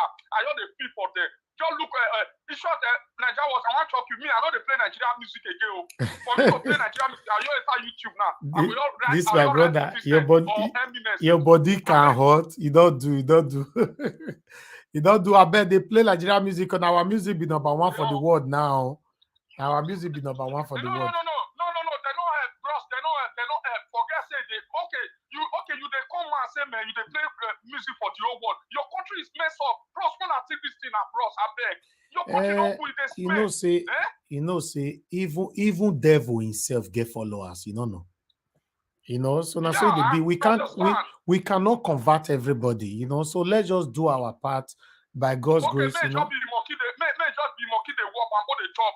As we there and I don't say that they pay you. I feel you are not care. They know they pay you. No, nobody. You know, make you reason now. Okay, Bola boy, you come out now. Say no, let me just support this. You know, that kind of thing you reason now. All of them you keep quiet. They keep quiet. They'll come out they sing for the world. No, that music, their music not they flip me again. I have to be honest to you. I love 50 Cent. After all, 50 Cent is a black man. It's a black man. You understand? So I don't see anything bad for them because their music don't help anybody. Yeah, I tell you. I need to be honest to you, bro. Thank you. Thank you very much, my brother FA. Now God will bless you. Thank you. Yeah. That one, our brother FA in the verse, and it's not his fault, because a lot of people have complained over the celebrity, the actions, or the way the celebrities in Nigeria are behaving right now. I don't know how to describe them. Many of them are not talking they are not talking at all. They are not addressing this whole issue. They don't want to come out openly to support a candidate. I understand. Yeah, anyhow it is, let people know who you are supporting. Yes, tell us who you are supporting. You don't have to support Peter Obi. Come out plain. Most still know how to handle you prospectively. No, say yes, you see where you belong. This one I say you sit down for fence. I don't understand. Eh? So meanwhile, my people, we have a breaking news here. You know, that's Emir of Dotse dies in Abuja. The Emir of Dotse, Alaji Dr. Nuhu Mohammed Sanusi, is dead. Details of his death were sketching as of the time of this report. So I don't really have much about it. Let me see if I can get more details about his death. But what we can see here, the prominent Jigawa monarch was said to have been ill for a while. He was born 1945 at Iyagaba village in Dotse, the capital of Jigawa State. Dr. Sanusi attended Dotse Elementary School and other. So that's all we can really see here. I'm not sure what led to his death. Okay, let me go to Premium Times. Maybe Premium Times might have more details. Let me see. Emir of Dotse in Jigawa State, Nohuru Mohammed is dead. Another. The late Emir is one of the five. None of them have the details yet. They are just talking about his history and all that. Okay. Yes. He's gone. May his soul rest in peace. I don't really know much about him, but he's okay. We pray for good health and long life. That's why we said, what do you want to be remembered for? I'm not too sure what people will remember him for. Maybe some of you on the panel might be able to talk more about him. I don't really know much about him, to be honest. Thank you very much, my people, for your time with us. Please continue to share this broadcast and like the broadcast as well. I appreciate every one of you. Yes, P Square have been outstanding, and Tinubu people that they insult them for Lagos not be small. They are asking them to move out of Lagos to move to Onisha if they are supporting the Peter Obi. Yeah, this is one of the things you get. Yeah. Thank you very much, my people. I would like to move on to the next person that we have here, which is going to be Mr. Pansat is with us. Mr. Pansat, good evening to you, sir. Please talk to us. Good evening, Mr. Elvis. Thank you for hosting us. Thank you, sir. Keeping steadfast. Let me also greet my fellow panelists and then Mommy Diaspora in the chat session, everybody else over there. I say hello to everybody. I've been absent trying to practice how to get in my words within 5 minutes. So, but don't worry. You can talk much today because we don't have enough panelists. The only time we have pressure is when the screen is filled up. You see, and we need to take time so that everybody can be reached. But at this particular time, we don't have enough people. We only have about 5 here, so that's fine, sir. You are the last person to talk now, so we can move on to the next segment. Thank you very much. That next segment is going to contain the INEC, right? We haven't done the INEC yet. Okay, perfect. I want to cut my thing short so we can hear that. It's very important. I want to say, first of all, to you that sacrifice. I've been on this particular, when I first came here, you used to have 900 people, 1,000 people. The minimum I used to see was 800 people watching this show before I joined the show. So you've been steadfast. I believe that qualifies as sacrifice, which is the act of giving up something valued, such as viewers, for the sake of something more special, something that's regarded as more important or worthy. You've created a time certain to do this, and you said, I could lose revenue, I could lose viewership. I want my country to do better. I believe that is exactly awesome sacrifice. I could say that. And then where you've been asking in return for courage, which is the choice and willingness to confront anything, even agony, pain, danger, uncertainty, intimidation. We have to have courage in the country. We have to have Nigerians to be courageous now, have valor in this battle. Both physical courage, whatever you want to think about. We've looked at President Buhari's body language. He's the commander-in-chief of the armed forces. And he's saying to the world, to Nigerians and the world, I'm going to conduct a free and fair election. Obviously, the Nigerian military is a formidable force. Nobody wants to go against it. We don't have the arsenal to do that. So if the president, with all his faults, is really telling us, both by his words and his courage, his body language, that he wants to do a free and fair election and that he's not going to let anybody intimidate anybody.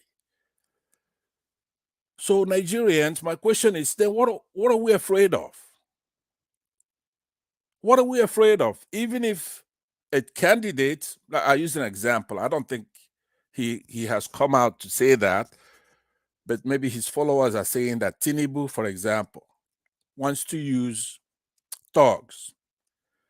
Are you telling me that if the president of the country says to us that he wants a free and fair election absent of intimidation, then we're gonna let Tinubu, who doesn't even have a battalion, he doesn't have a battalion, he doesn't have an army, and we've been suffering. We have people like Elvis and others sacrificing so that we can be courageous. Go and get your PVC, and on that day, take record of whatever. After you vote, defend your votes. Tinubu does not have a battalion. He doesn't have an army. When people say, hey, look, APC is the ruling party, they have structure. What they're talking about is, for example, our army that we all fund. But the president is saying that he's not going to use the army. As a matter of fact, he's going to use the army to thwart anybody who brings in violence in this election. So my plea, basically to the entire country, is this. The army is not, unless something changes and Buhari comes out to say, okay, I'm going to make this election a violent one. We are emboldened now to use good to defeat evil. As a matter of fact, the army has to be on our side. The citizens who wants to go and exercise one of the most important rights they have, which is the right to choose who's going to lead them, who's going to run the country. So please, let me just make it short. I've been practicing how to get my point across without, first of all, offending anybody. If it's totally unnecessary, it's a plea. Go get your PVC. I'm looking at INEC and their body language. In the next episode of this event here, we're going to talk about INEC. Their body language shows me that they're at least adequately preparing for a fair election. What I said here a week and a half ago when I was there last time is that if Lagos or parts of the Southwest does anything with the PVC intimidating people, it doesn't mean it's INEC. It's just at the ward level, maybe here and there. It's not entire INEC. Our public servants, if INEC is doing a good job, we'll give them kudos for doing that.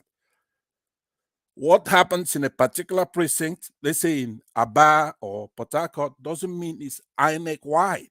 I like the body language of President Buhari, who I've never, ever praised for anything, ever. I find no virtues in him whatsoever. But he is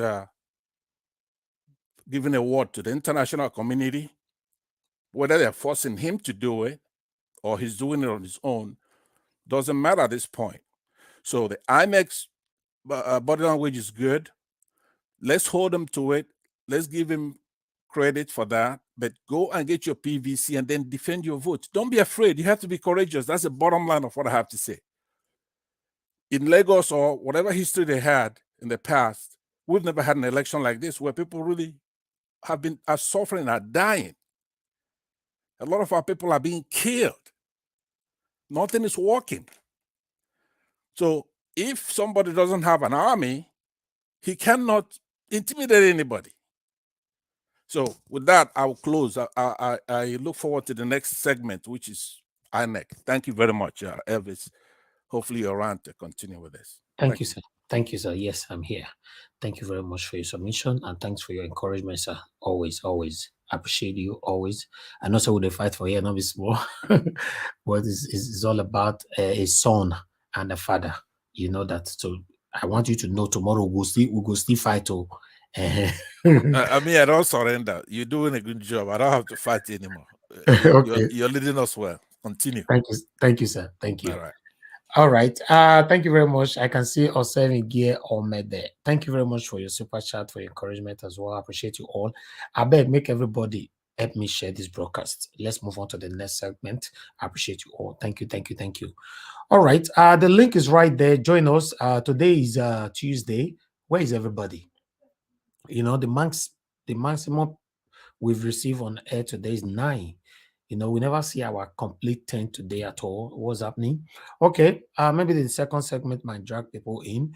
All right, INEC.com at finally. But before we move on to INEC, let's listen to what this article gate have to say, because there's another information that I was passing on earlier on today. So I thought I should bring it here so that we all can listen to it. Let me tell you one of the greatest stories of betrayal in this country, and it's just one of many. Others I will reveal as time passes. Atiku Abubakar told me himself that former President Goodluck Jonathan was the only president who never disturbed his business negatively. That Goodluck Jonathan separated business from the politics, and even when Jonathan was under pressure to deal with Atiku and his intels, Jonathan refused. Why? Because Jonathan didn't want young Nigerians working there to lose their jobs under any guise. Atiku appreciated the fact that Jonathan, separated business from the politics. But this same Atiku himself did everything against Jonathan's return as president in 2015. Spent money, used his influence, left the party, dragged others along with him from the PDP to ensure that Jonathan, the only man, in his own words, who helped him, lost an election. Now, Atiku's daughter calls Jonathan, for all of that goodwill, calls Jonathan a mumu and a drunk. This is the family that you people say I betrayed. The sense of entitlement is so gross. Atiku will offend you, you are the betrayer. He hurts you, you are the betrayer.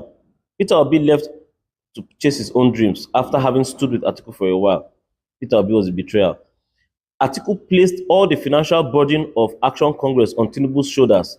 Tinubu did all of the work. They fell out. It is Tinubu that is the betrayal. Nigerians have bestowed God status on Atiku and his family, and as history has taught us, it is a grave mistake to do that. No man is God. No man is above mistakes. You want to vote in a man who sees himself as incapable of doing wrong. I don't think we are learning lessons at all.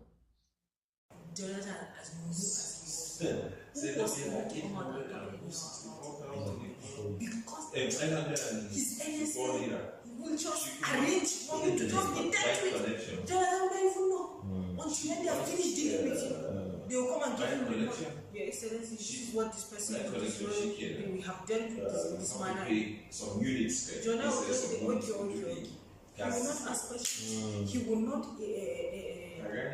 interrogate. He will not investigate. He will not do anything. He doesn't have time for that massive. The time is already high on his own. I'm telling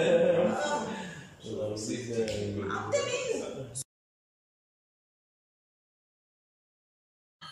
Okay, that's article get there. That's more allegation coming out. So, and he told us that we should continue to expect more. That is going to continue to talk and talk and talk, despite that his life is at risk and his own family. So, yes, it's enough. Enough is enough. I think everybody needs to learn from the situation that we find ourselves right now. The only competent person that we can see, we are not trying to be biased here. It's Peter Obi. It's obvious. Even the blind can see. You know, let's support Peter Obi to become the next president of Nigeria so that you and I can smile. Thank you very much, my people. And there's a comment that I would like to respond to on the comment section. Tony South, you said 90% of these celebrities are obedient. Okay, let me tell you why they are not obedient. You are a celebrity, like you now, Tony South. If you ask me, I know you are an obedient. You're supporting Peter Obi, but you are not a celebrity. When you are a celebrity, it means you are influential, right? You have followers. So we are not, as a celebrity, we are not looking for one vote from you. For example, if you have 2 million followers, we want you to be able to educate, indoctrinate, and, you know, to talk to your followers to support one specific candidate. Okay, just like what I'm doing right now. I can say that I'm a popular figure, both myself and my brand. So I've managed, I cannot say I've managed to indoctrinate or encourage or talk to or whatever all my followers, but I can categorically let you know that I've managed and I've succeeded at least winning more than 40 or 50%, if not more, of my followers to support Peter Obi. That is what it means to be a celebrity. So if you think 90% of our celebrities are obedient, but they are secretly obedient, no, they don't deserve to be obedient. Because what are you going to do with the 14 million followers that you have? For example, Burna Boy. Burna Boy have about 18 million followers. Yes, 18 million. You know what that means? Two-Face have about 14 million. Right? And many on. Davido have 25 million. Whiskey have about 16 million. So it means if you are a celebrity, you should be able to be proud of your position, to come out boldly, to encourage your followers to at least endorse a candidate. If they cannot endorse a candidate for their followers to follow, that means they are fake, they are synthetic, they shouldn't be taken seriously. That's what it is. You see the way everybody, they, you know, tell me, you know, they encourage me since now. In fact, it broadened my life. It makes me so happy. Even though I have one or two person out there now where they jealous or they vex, you know, or they carry a head, they go left or right for a reason I don't know. With this encouragement I've received today from individuals, giving me the reason to continue what I'm doing. Yes, truth. Sometimes if I want to come out, it's difficult. I can't lie to you. And I cannot brag about it. Sometimes it don't reach 10 minutes to 5. Now that time I call, they say, make I do this one, make I prepare this, make I prepare this. Now that time they see sometimes 15 past 5 or 5:30 in Nigerian time now till they come out. But at least I still managed to come out.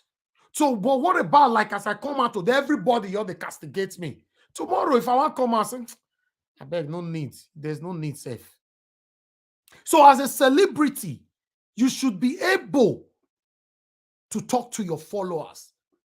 Like what Nedu was doing today was wrong. Nedu have more than 8 million followers across. And it's telling you, go and vote for anybody you like. We are not using our platform to support, to promote Peter Obi. Our platform is not pro Peter Obi. In this situation that we are facing in Nigeria, we still have people who still protect their personal interest. If I wanted to protect my personal interest, my people, like Mr. Pansa just stated, I go even get more followers, more views. Me go comment. I'll tell you, sir, be Peter Obi, but my platform is for everybody. Debates go they happen here every day. Go ask if you don't follow us during the time of Edo State. I was for Obaseki, but my platform was for everybody. So Pastor Sage Zeyamu, people were coming here every day. They have different kind of interview. Senator Uzamere came here to speak. Don Pedro Obaseki came here, can talk. And many more people, continuous interview were happening here. So I have the opportunity to do that, but I not do them. This is just once. Okay, let's say we started from April till now, and it's almost, the journey is almost over. It's not going to take anything away from you. In fact, whatever it takes away from you, you will get it back in double. That's one thing about life. What are you talking about? So, my brother, for me, if you want me to rate the celebrities in Nigeria, that same 90% you say they'll be obedient, I will use the same statistic to say 90% of our celebrities are failed. They failed woefully. Look at what P Square is currently doing. And one or two or so. But many of them are still hiding. In case you don't know, Nigeria Watch have over 1 million followers. Don't look at only where you are watching us from now. Go to Zevigin's page. I showcased it here the other time. Nigeria Watch on Facebook. I have 500,000 followers there. I have series of Facebook that I must share everything we are doing here there every day. I and my team. I have 50-something thousand followers on TikTok. If I have to start naming all of them, that is what the purpose is supposed to be. Tell your people who to vote for. Don't come here to my platform and say, like some people is always doing, they'll say, vote wisely. How do they talk? I go say, I think I correct somebody that I beg. If you want to come to talk about vote wisely, don't just bother. Don't be vote wisely. Mention the person's name, not be vote wisely. Now everybody get the sense to vote wisely. Eh? Not be everybody now. Maybe if you get the sense, give the person. So my dear brother, that 90% where you put, I don't convert them. I convert and say 90% of them failed. It's just the fact. During the time of Obama in America, all the black celebrities, including some of the white celebrities, all of them were behind Obama. Go back and check. All of them were campaigning back to back that Obama must become the next American president. How many celebrities with us say put on for head like that for Nigeria? All of them, they form big boys now.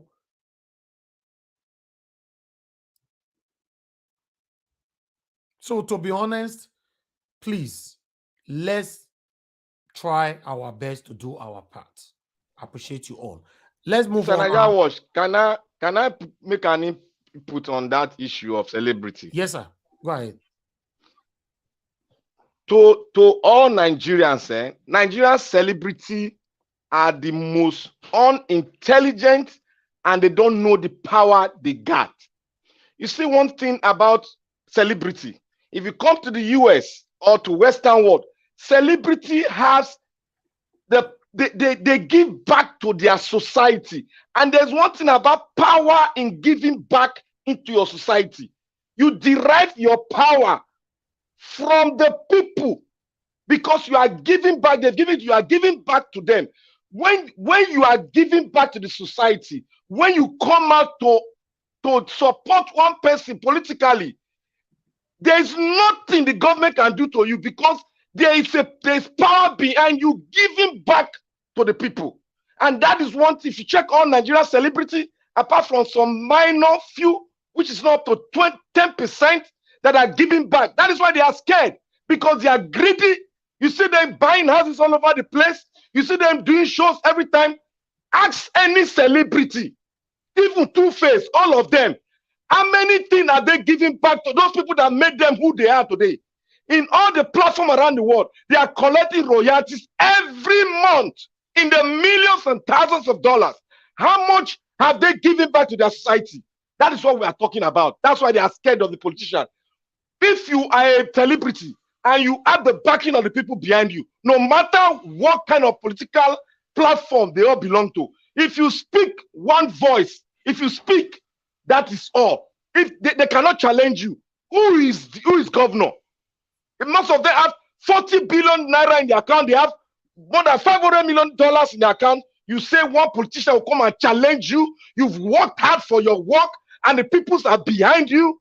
You say, I want to support this man, and they said they should come and attack you. How dare they can't do it? No, my brother, they are not thinking maybe any politician will challenge them. You started well by saying they are selfish. Yet they are thinking about their followers. They are not sure if 50% of their followers is for the other candidate they are going to be against. It is because they don't give back to their society. That is why they are not sure of their followers.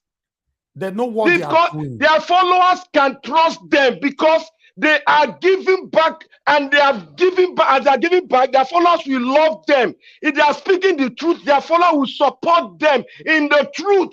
This is all about truth.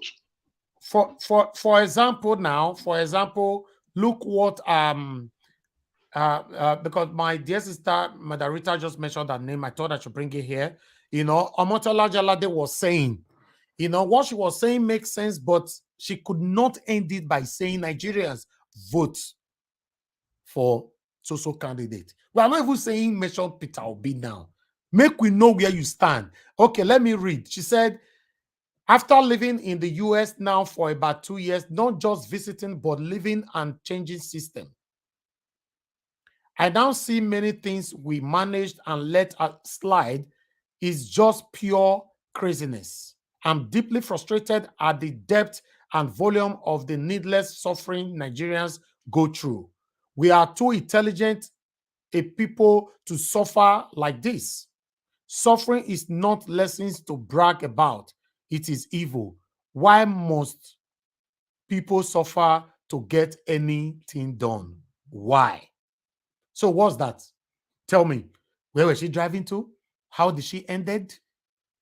A lot of people criticizing her on social media.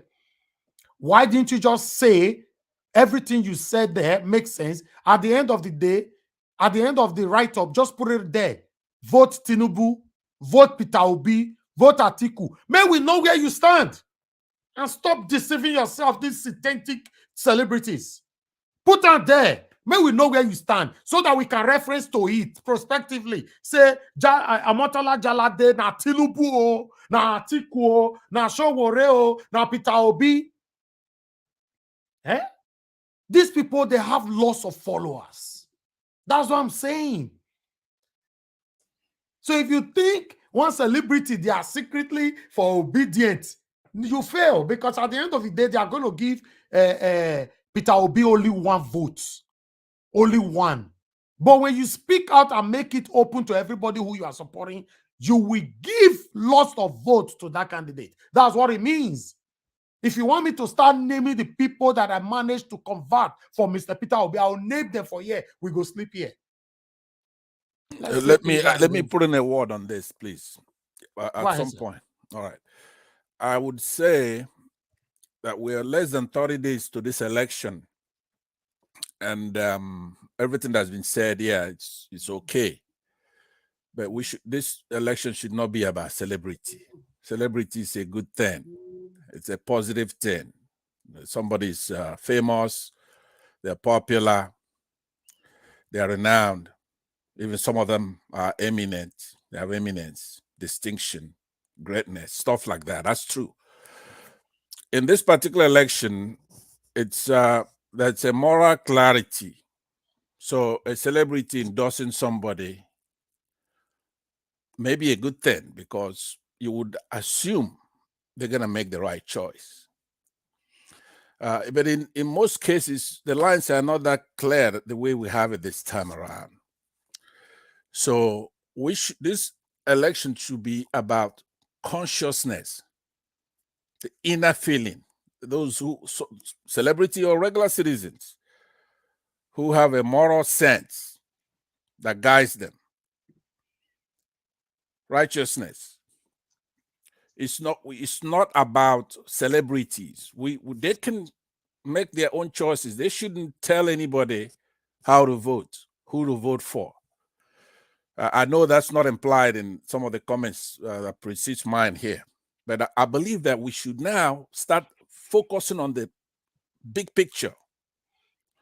Okay. And guiding people as far as what they need to do. Go and get your PVC. They could vote for whoever they want to, but go get your PVC. Let's take our country back.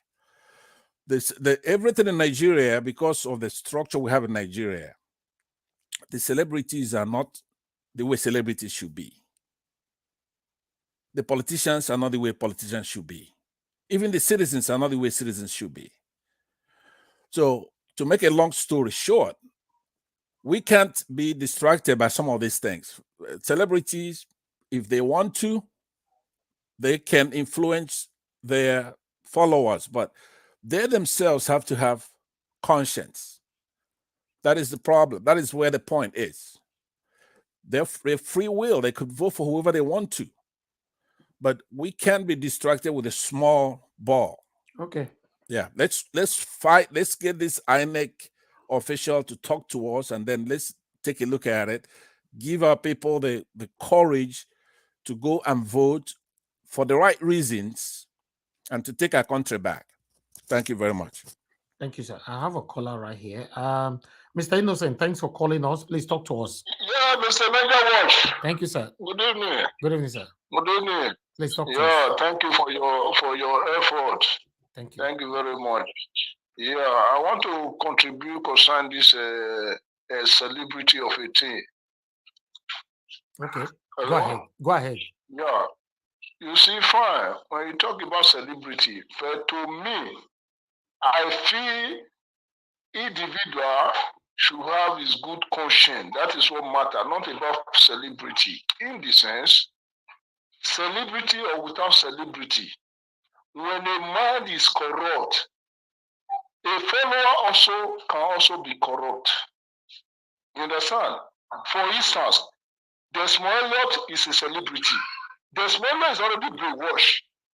Then, if Desmond Elliott follower now, just as you are saying, they should say vote for this. Desmond Elliott will say vote for Tinubu. His follower as well will vote for Tinubu, for instance. Celebrity have only one vote. To me, because as a mature person, you should be able to know what is good and what is bad individually. Not per se somebody said this one is good or this one is good. No, my brother, I disagree. You know why? You need to work on some people before they can realize what is good and what is bad. Yes, excuse me. I understand what you are saying. I understand what you are saying. For instance, Mr. Niger Watch. When we are talking about, for instance, now, I want to talk to my parents because they are advanced. That one is different from a youth. You understand me? Now, Desmond Elliott has so many followers now. Desmond Elliott is already corrupt and he's brainwashed. Anything Desmond Elliott said now, for instance, if everybody that love Desmond Elliott now, they are not saying anything Desmond Elliott said is what they will do. Which means Desmond Elliott will say vote for Tinubu. All of them will go for Tinubu as well. Now, for instance, Omotola come out, he said vote for Tinubu. All of them will go for Tinubu as well. My brother, it's better individuals should have his good conscience.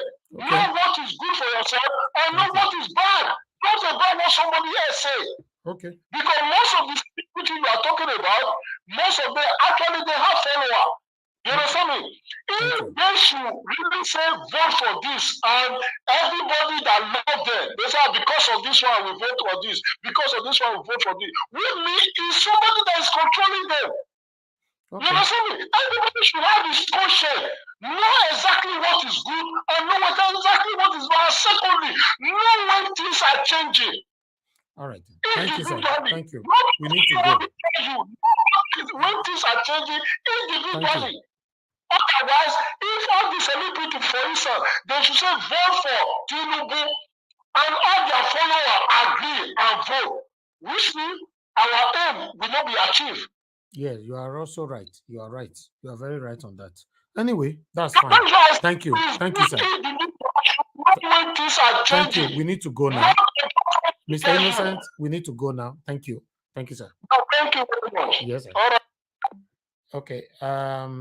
Yes. Thank you very much. That last statement from that caller makes a lot of sense to me. Yes, may the your kukuma tie their mat forever then, if not so. All right, Martina Ambassador, thank you so much. I like your statement right there. You said my husband converted to supporting Peter Obi on this platform. Yes, that makes me so happy. Thank you so much, for giving us that testimony, because that's a wonderful testimony. I like that. Okay, meanwhile, let's listen to what the INEC have to say. Okoye, because Madam Rita and I call Okoye. Come, let's listen to this.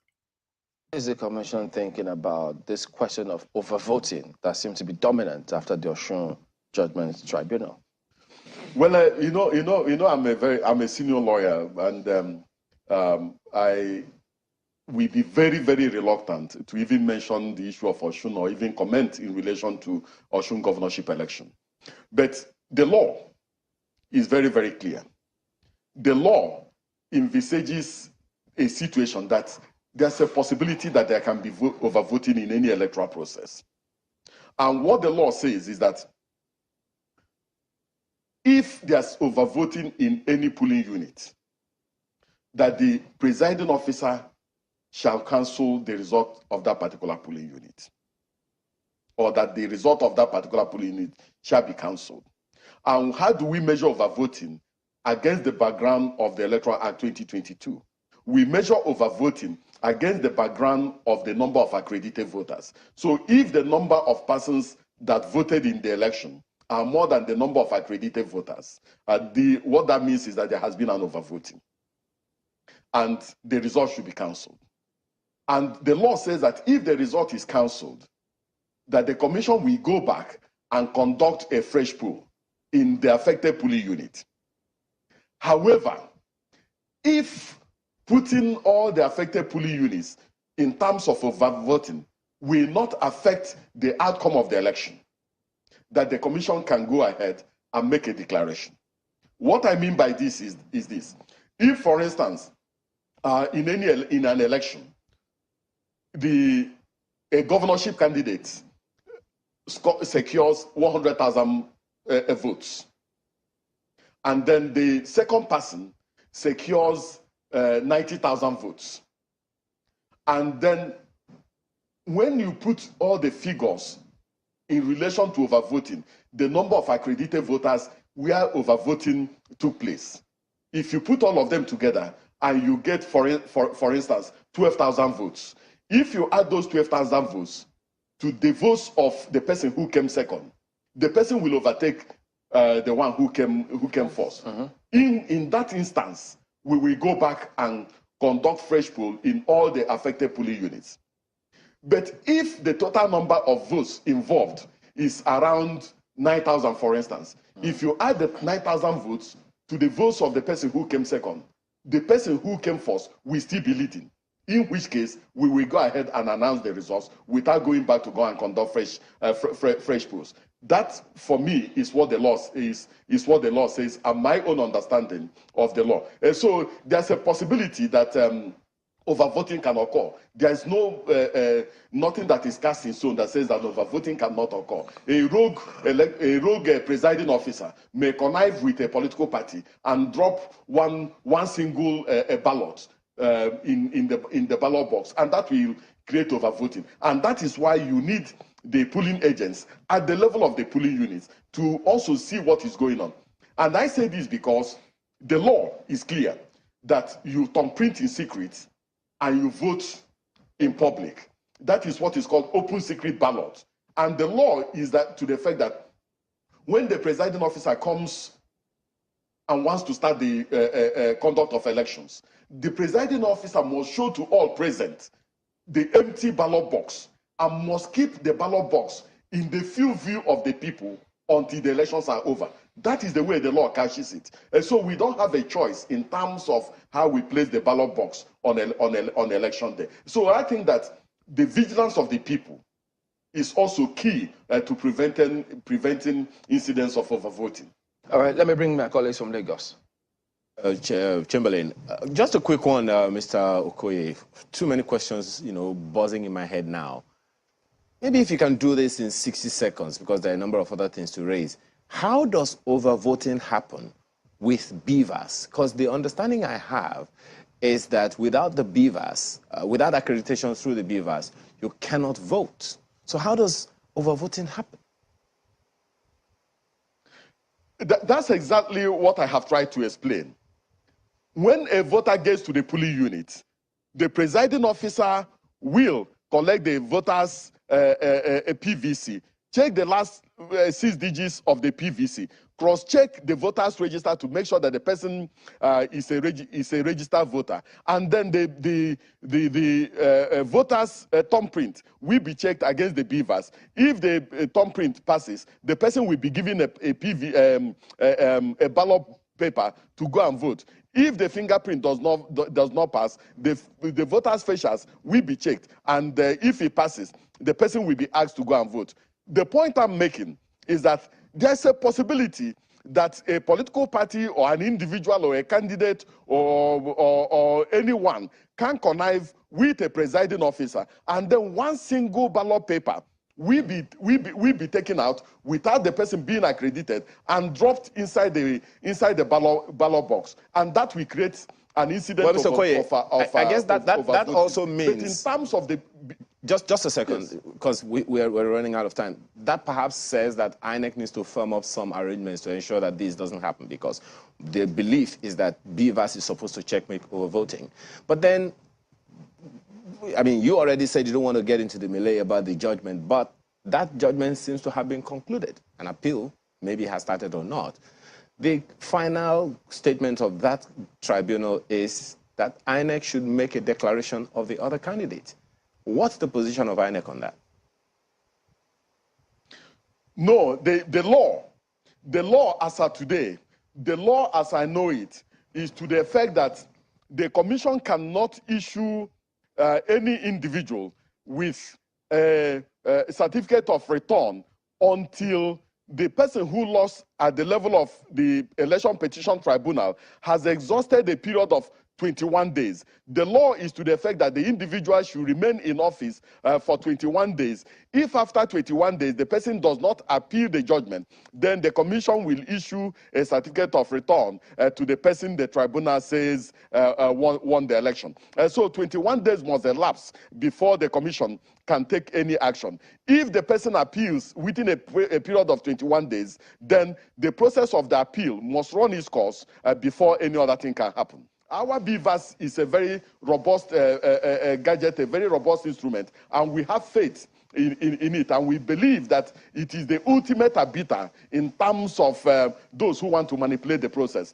So I think that Nigerians should have faith in the BVAS, and the BVAS is robust, and the BVAS will be the game changer in the 2023 general election. Hold on, Mr. Okoye. If the RATEX are the interface between when the results are uploaded on IREV portal before people can view it, how are these officials being protected, or so to speak, guarded from politicians such that they will not have access to them, and as a result, the results will not be compromised before they are uploaded?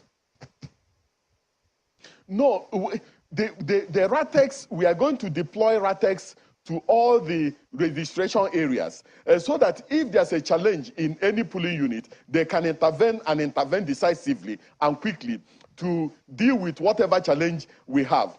The results from our polling units will be uploaded to the INEC result viewing portal in real time. the polling agents will be there when these things when these things are going on. What the RATEX will do is to assist those who have challenges in terms of result upload. Not that they are the ones who are going to be uploading the results. They will also assist the collation officers during the collation process.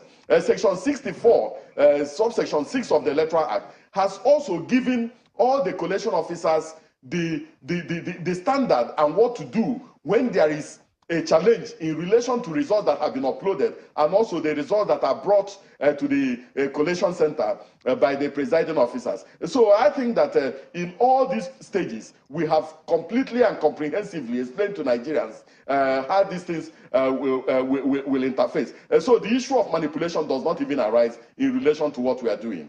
All right.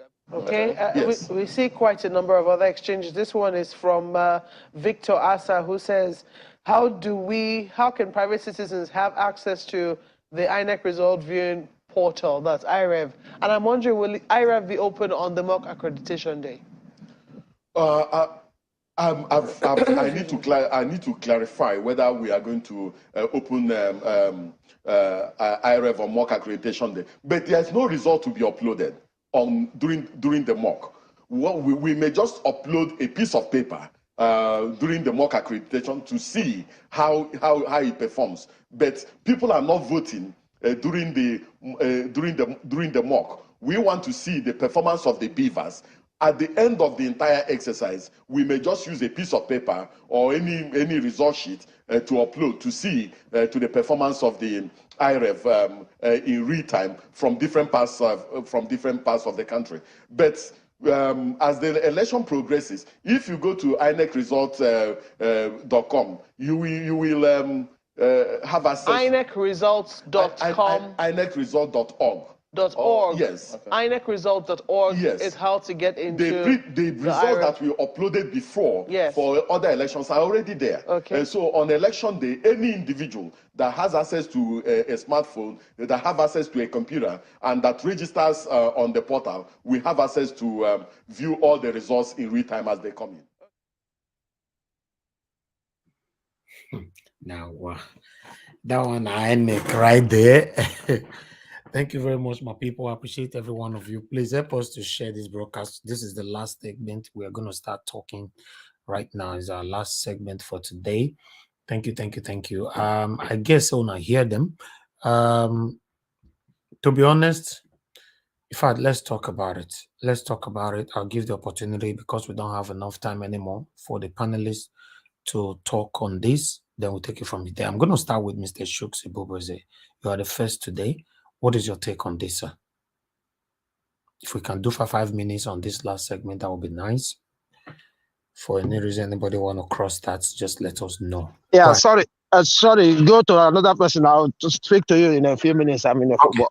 Sorry. Okay. Yeah. All right, good. All right. Victor Niger will be my brother. Please talk to us. What is your take on this in 5 minutes? Okay. I'm here, Mr. Niger Wash. Okay, good. Thank you, sir. Yeah, thank you. Thank you once again. With all the explanation from Festus Okoye, do you think that INEC can be trusted? From the explanation from Mr. Okoye, I want to put a pigeonhole somewhere, but I'll leave that hole somewhere. But from his explanation from the law point of view, the INEC, the INEC laws have made things very clear. Like I said the other time, the only way, that was why I was speaking to my brother yesterday, that no APC or this can go and turn that portal or that PVC can turn it around. It's not possible. The only way they can rig this election is exactly what happened in Osun.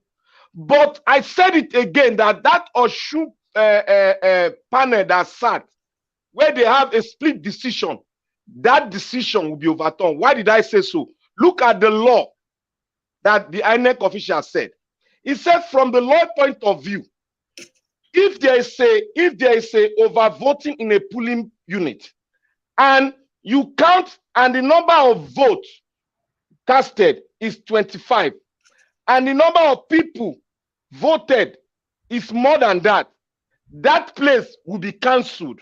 And if they see that the number of votes, if they remove it from the winner, the one that the second person have can overturn it, then they will do what? A re-election in that polling booth. Not a matter of cancelling everything. But what the panel did, the panel did was to cancel 10 local government, which I was really afraid of, because this is a way this APC and PDP can catch up. My brother, pause there for 1 minute. Let me support you with what you're saying, okay? Because this is a gingerbread man, and this is topic I've been waiting to come in since. You know, I came in earlier on, but I went out. I've been on the background. My brother, what you are saying is correct, but listen. Hey, this is Bulaba, now you be that. Yeah, Naim. Naim. You understand? My brother, why I think another person be together. Not together, we are all together, brother. We are the same thing. Thank you very much. You understand? So yeah, my brother, let me support you. So yes, that judgment from that court in Osun State is a rogue judgment. But very rogue judgment. I want you to listen to Festo Okoye, because me myself, as a Bulaba man, I happen to have a little bit understanding of legal terminologies. There was the terminology Festo Okoye, as a lawyer, he used. And I want us to be very attentive. And Mr. Wanjawo, you can play that again. He says, my own understanding of the law as it is. He's trying to exonerate INEC and himself. That is the pigeonhole. I told you, the pigeonhole. Because you know, when there's a discrepancy in the law, then it is left for the judicial system to interpret. You understand that law? The law, yeah. You understand? So, but based on the INEC law as provided, what you said is correct. They will cancel the election in those polling units, and there will be a rerun. If the difference we make, if the difference in vote, we overturn the election. But if it is not going, if it is not significant, they're not going to do anything about it. Yes. So, you understand? But another thing, my brother, that we need to now bring to No. See. Let me tell you. Let me clear you. It said again. There's another law that you should know. If they remove that extra voters from the person that won the election, and they see that the second person, if they now collect, the second person can win as one. They will not rerun the election. They will not rerun the election. Not to cancel it. So not to cancel it. That is what the panel did. Yes, that's what the panel did. That's why we are in the same point. It's a rogue judgment. My brother, this is 10 local government were cancelled. This is where we as Nigerians must come in, because we have looked into this thing very well. And a few days ago, I was discussing with somebody in Niger platform off air. See, my brother, we know that Labour Party is striving very, very strong. So with this provision now, what these people will try to do is to bring a situation where they will implant, you know, their agents who can go on the backside and give people polling voting form without being accredited. Okay, Balabu, wait. I got you. Wait. I want to let me summarize. This is my own time. You are using my time. I'll give you your time. And Naija Watch will give you more extra time, sir. See, but what we should insist, there should be a system whereby the whole representative of every political party that are observing in every polling unit must confirm and agree that so person has been captured by the beavers. In other words, has been verified before the 18 political parties. We visibly hand that person that will go and cast their vote that polling card. Otherwise, we are going to run into this problem. Okay. That is my own submission for now. Okay, good. You see, the submission you made now cannot take place because every individual have a right of vote. You understand? They don't want to take that right away. You can't say that. No, wait. I will balance it up. Every individual have a right of vote. And the way they do it, I've been a party agent for political party before. The way they do it, the party agents, they will stay at least 2 meters from the person that do the snapshot, everything. They will be monitoring it. Their tag will be on their chest. So as they conclude that one, it will move. the voting paper will be given to him. It's not going to be secretly given to him, but publicly you will see they will give it to him. They open it, it's free, they'll give it to him. He will go and cast his vote and put it openly.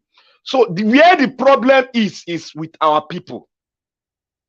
The people that we are supposed to guide their vote. That is where the problem is. Because if they are not there where this stuff is being done, to be able to shout, there's a foul.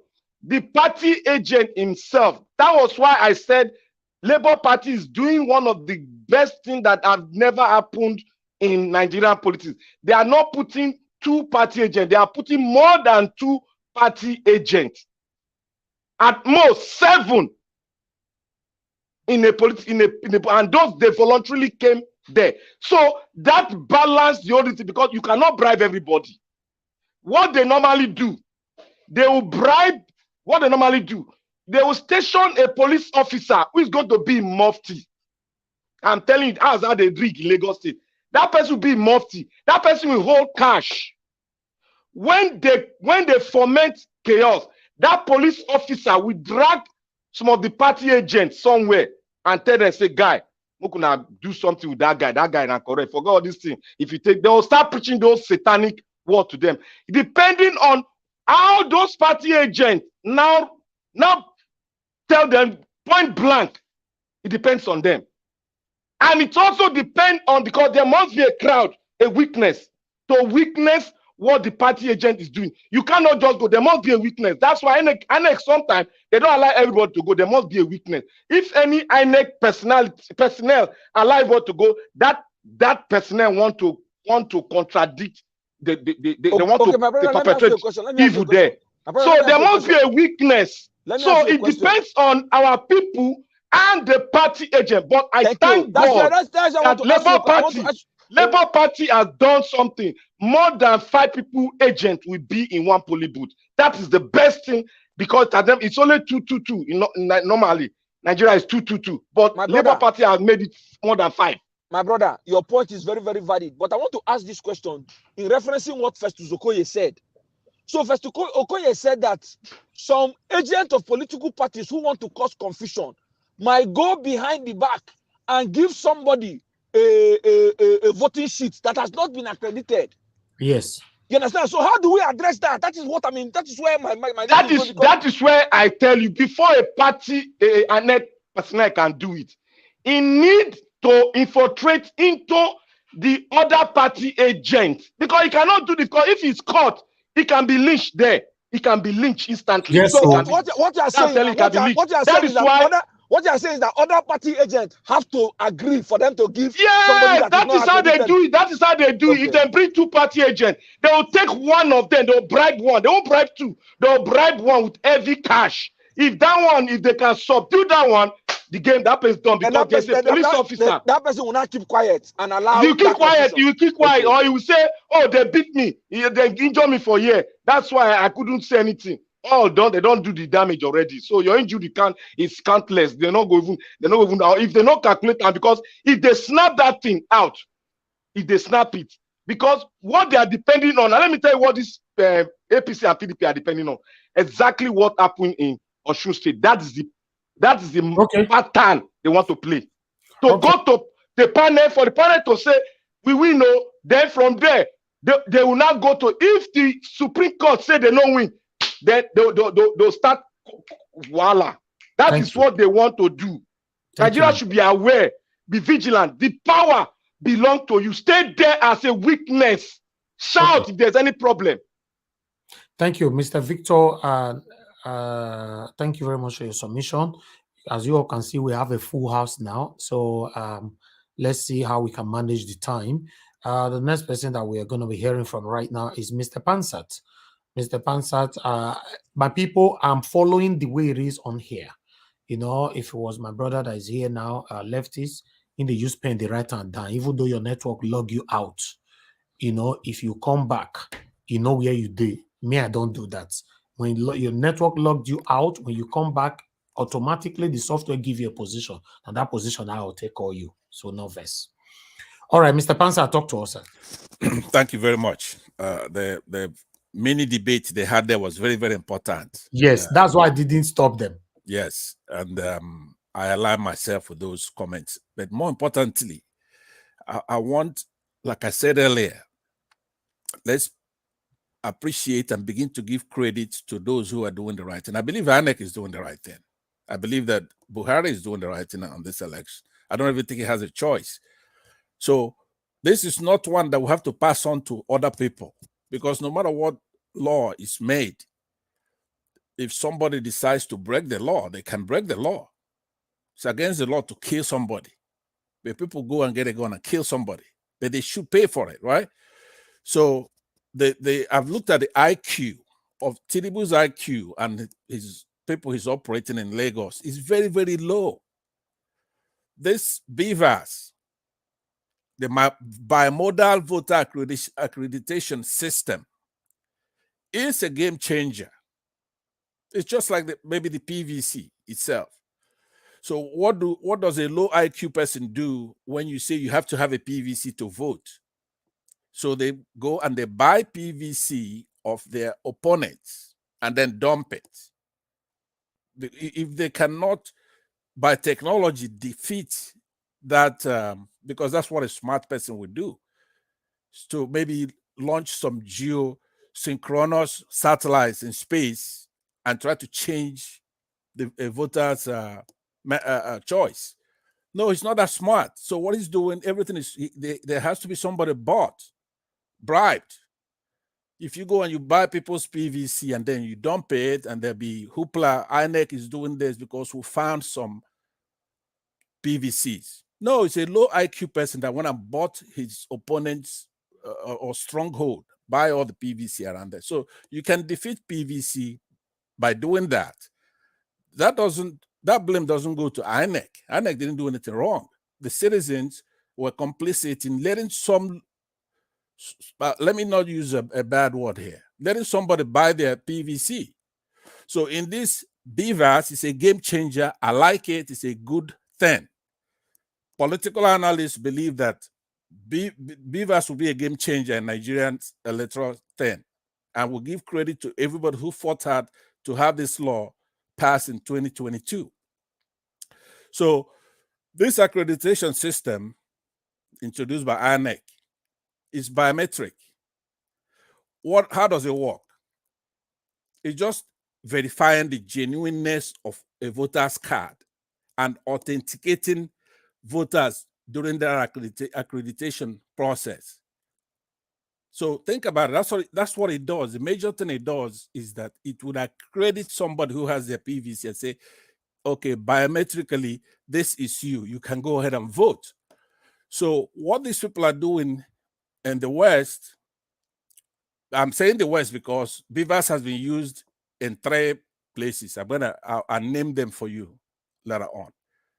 In Isoko, I'll tell you now, Isoko South constituency by-election in Delta State. It was used there.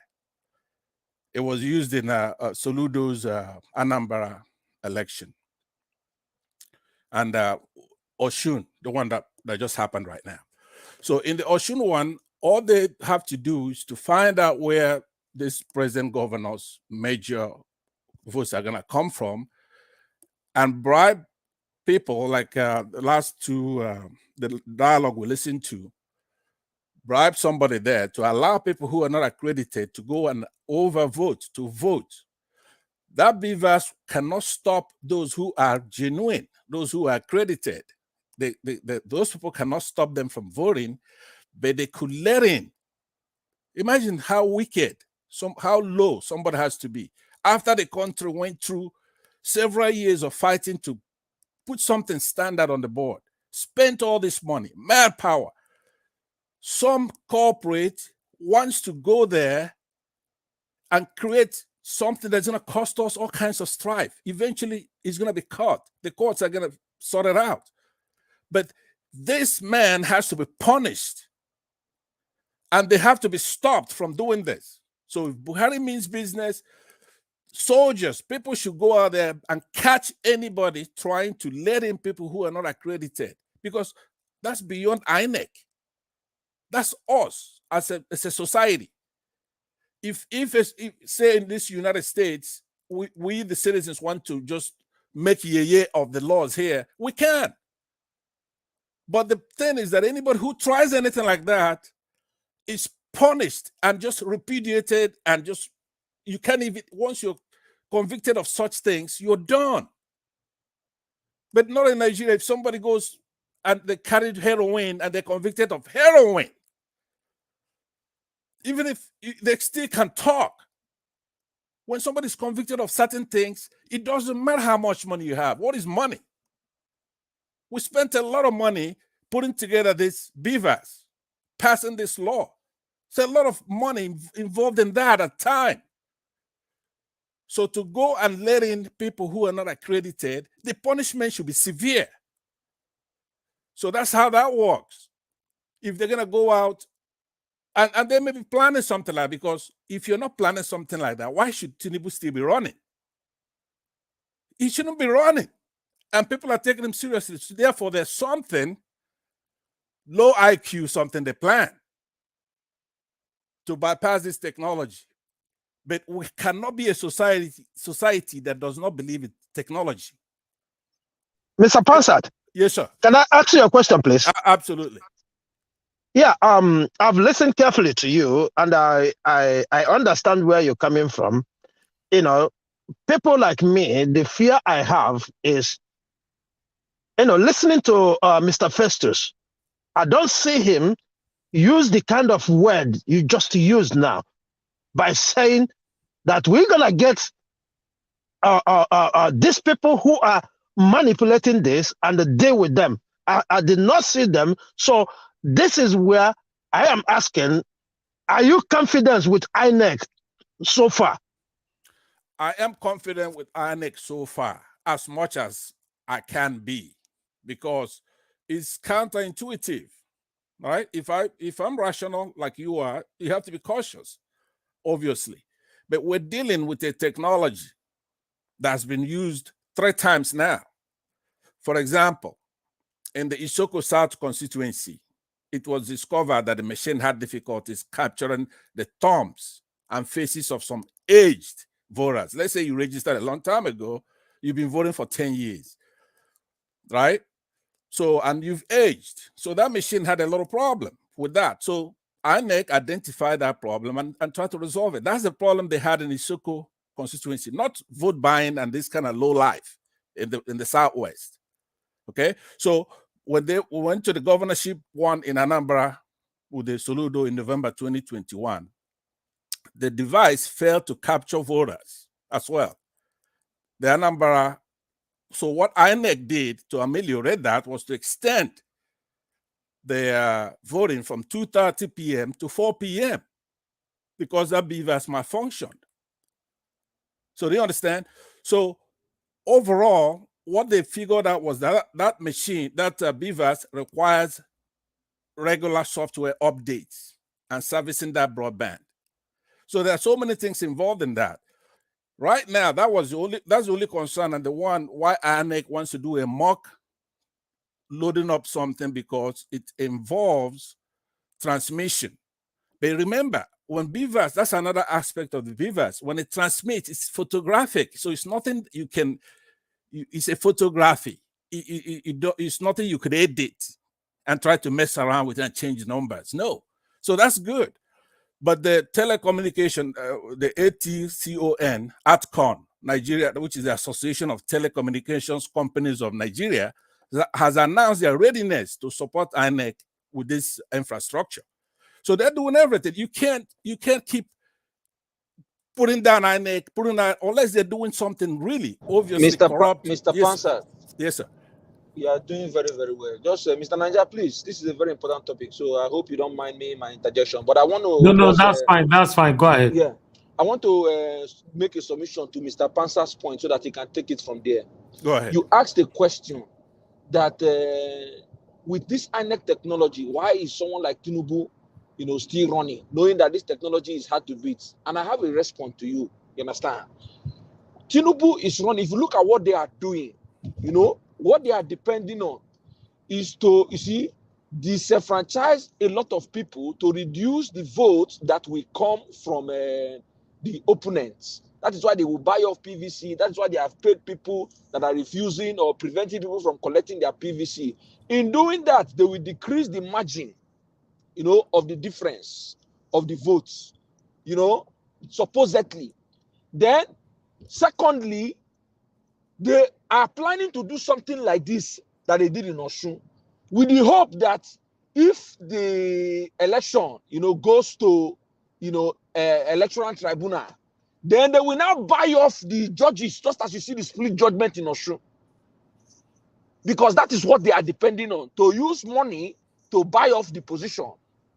As what they also did in Imo State, where you see Hope Uzodinma. So,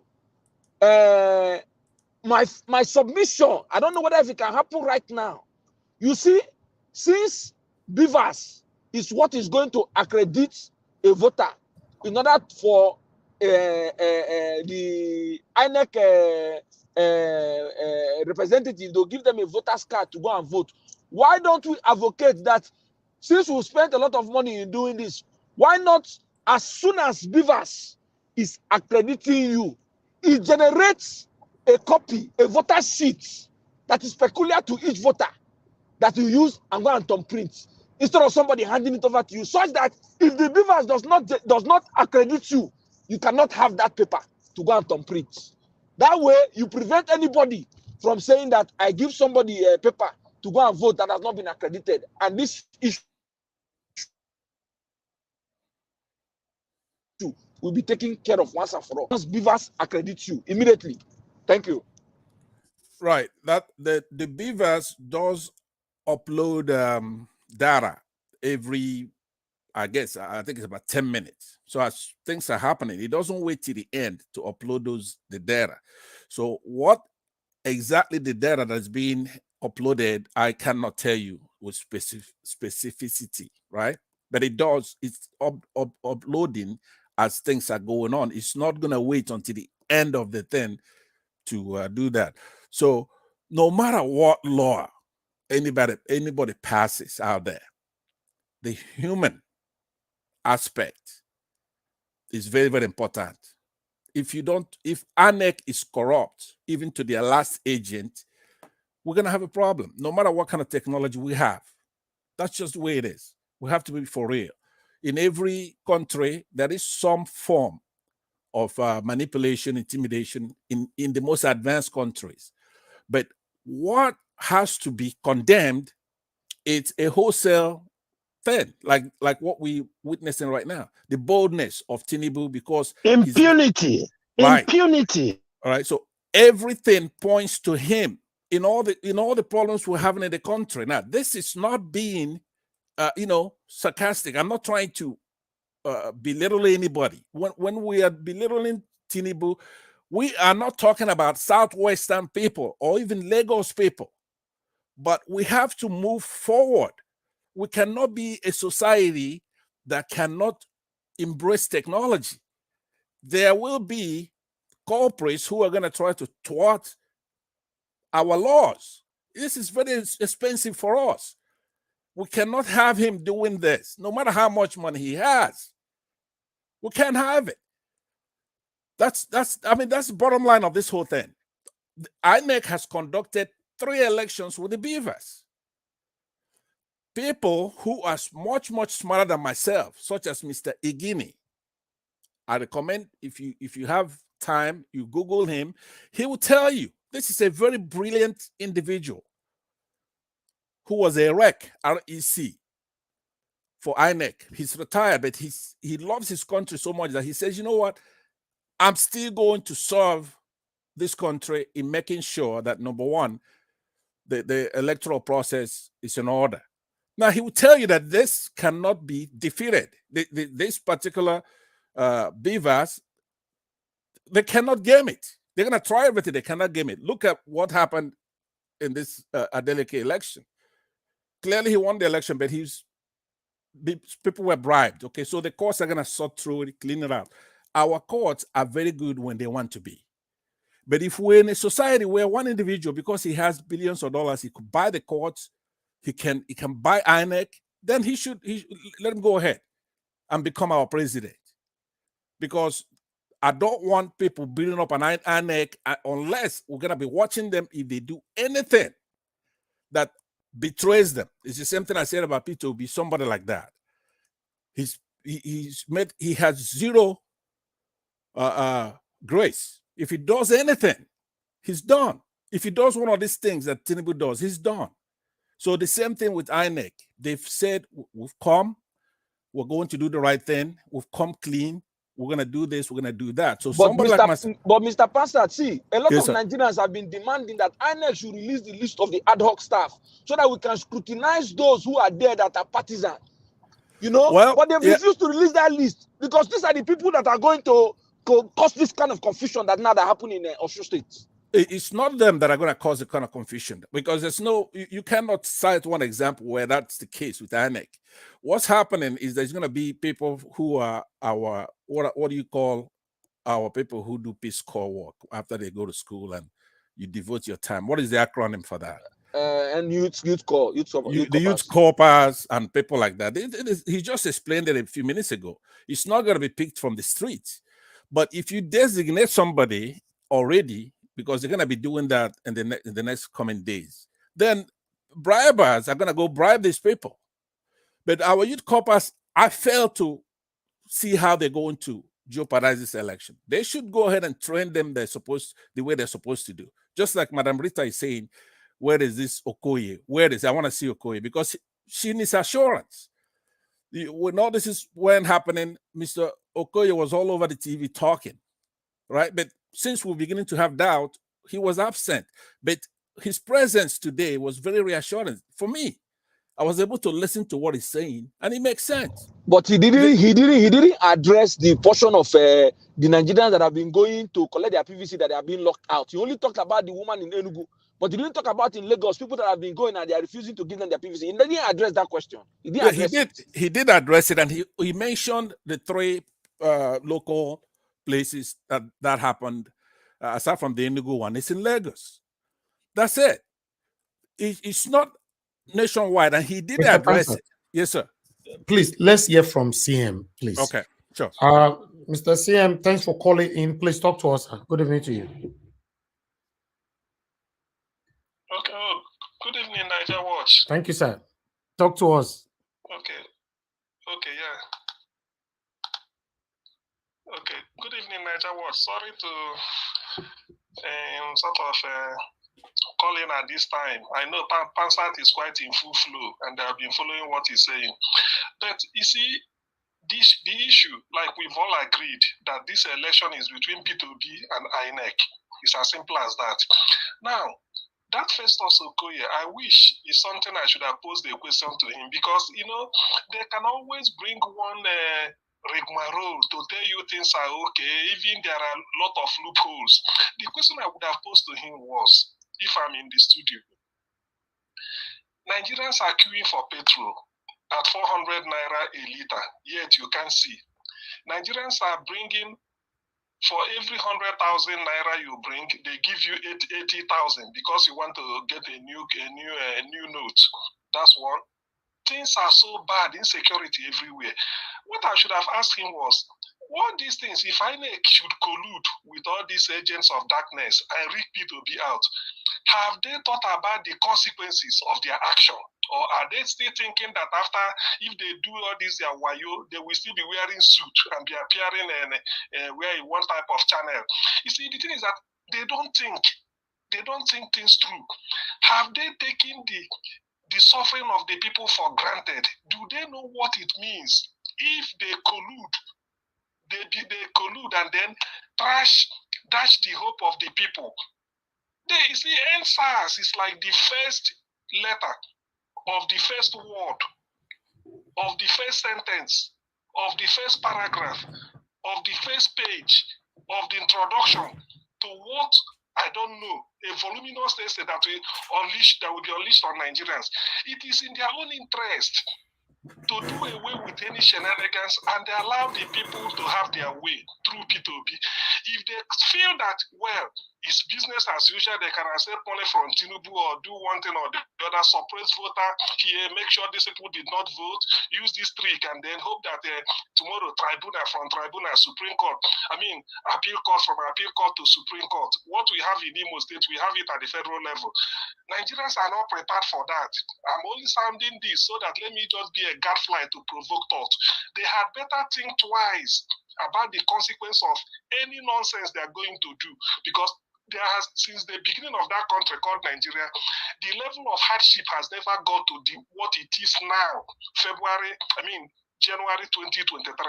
The people are not fools, because this time, whatever is taking place, the people abroad, those in the diaspora, will unleash the funding to make sure they bring that country down. They do not think that this is a usual election they are doing. Those in the diaspora are not interested. Now, the people in diaspora are much more interested than those that are going to do the actual voting. So, it is in the interest of INEC for them to do away with any fraud, at least for now. Because if they try it, the evidence is there. If they try it, well, I don't know. Thank you. Thank you, sir. Okay, Mr. Panster, please try and round up in a minute so that we can hear from others, although everybody can interject on this last segment. Thank you very much. I'll do that exactly. I appreciate the courtesy. Let me say, I mentioned Mr. Mike Igini earlier, and according to Professor Mohamed Kuna, the special advisor to INEC chairman, Mahmoud Yakubu, the design of the electronic device makes it impossible for anyone to tamper with the results when it's uploaded to the IREV thing. That's where they view the results. INEC Result Viewing Portal. It has an acronym IREV. So with the nature of the BVAS right now, once that thing is uploaded from the polling unit, the results cannot be manipulated. Now, that's very important, because in the past, how did they rig the election before? That's what we have to ask ourselves. Before this thing was passed and INEC given this mandate to take care of this, the soldiers would collect the results. They would carry it and change it to whatever they want. Right now, you can't do anything like that. When the BVAS uploads that and it's photographic, so it's not, you cannot edit it. So let's take back, because this is being given back to us. The power now is in our hands. Right, so when they use this Oshun election, they're just trying to do voter suppression. Because let me conclude by telling you one thing, Elvis. Right, once people know that this election is going to be tight, it's not going to be rigged, that INEC is on the side of the people, that Buhari is not going to interfere using any kind of state coercion to help Tinubu. All those people that you see that are not that haven't made up their mind are going to join the rest of their fellow citizens to do the right thing. That is just the only thing. What people are counting on is to make it to where a powerful, a rich person can still interfere and win this election. Therefore, they're sitting on the fence. Whereas it's just Tinubu's normal hubris, talking nonsense.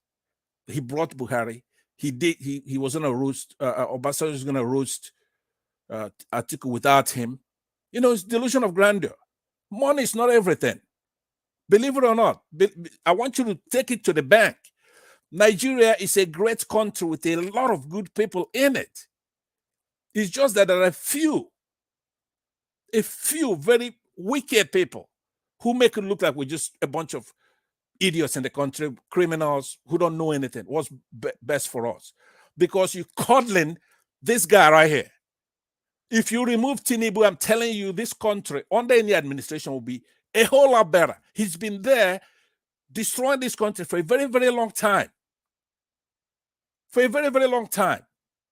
Including this administration we have here. We would have had a much better candidate take over from Jonathan. So he's been there because he's got all these monies that he could use to bribe the key points, the locus of what makes a country great. He's there. So we have to know that we have a great country, a very blessed country with a lot of good people. Over 80% of Nigerians are superb compared to other countries. So we cannot do what they want us to do, which is to suppress the votes. INEC is doing a wonderful job, unless there's anything contrary. Are they a panacea? Are they inerrant? No. But we have to go get this. It's our country. We have to go take it back. The technology is good. The people are good.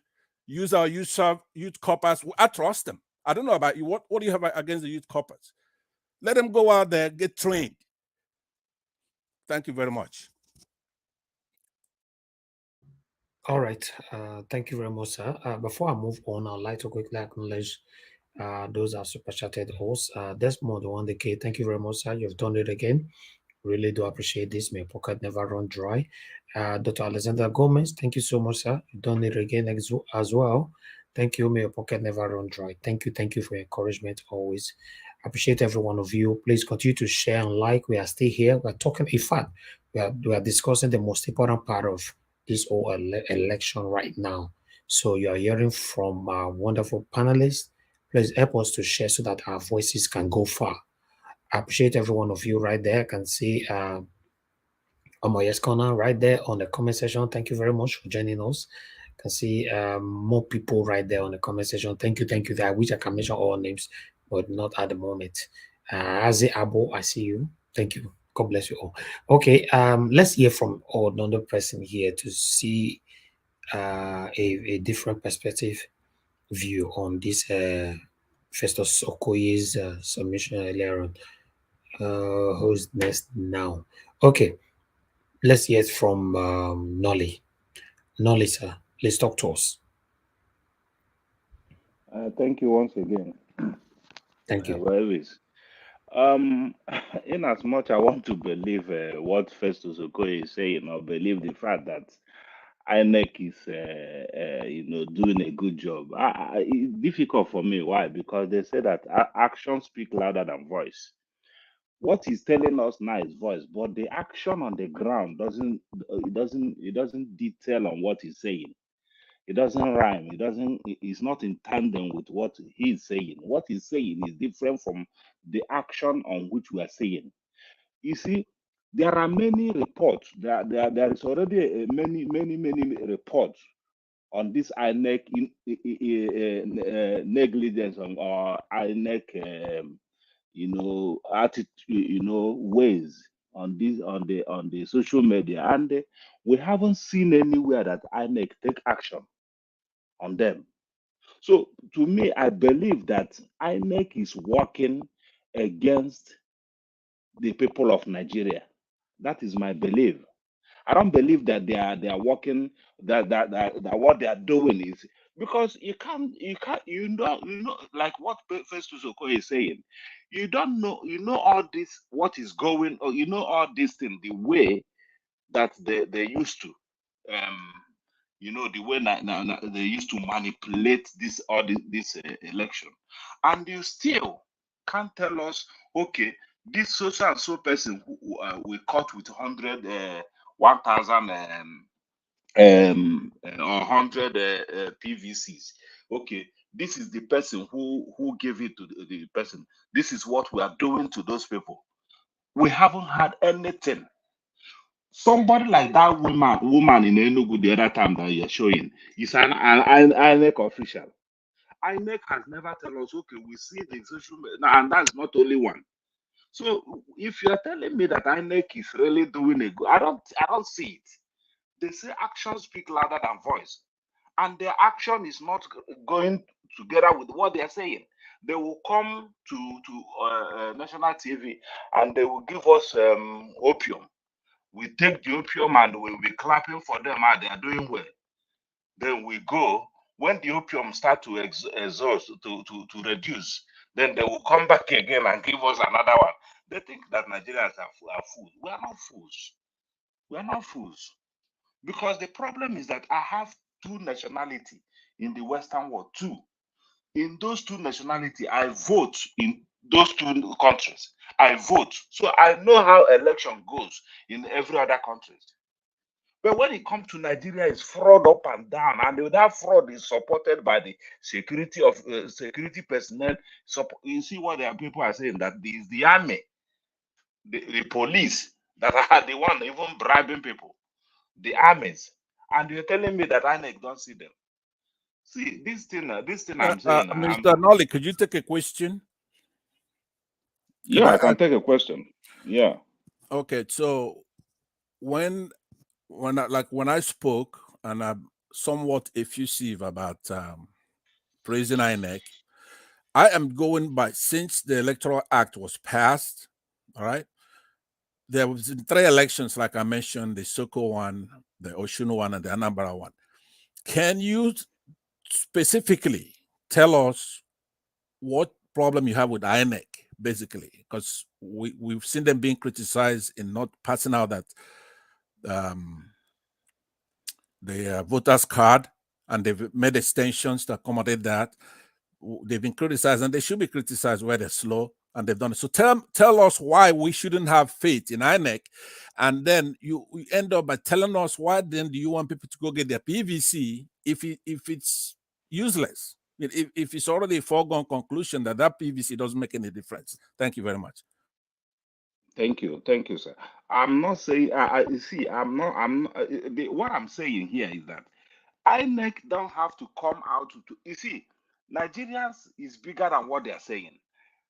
Now you talk about since the election, this thing is being passed, but I am telling you that since this election is going on now, there have been many in different form or in different platform. They have shown the negligence of INEC on this election, on which they haven't done anything.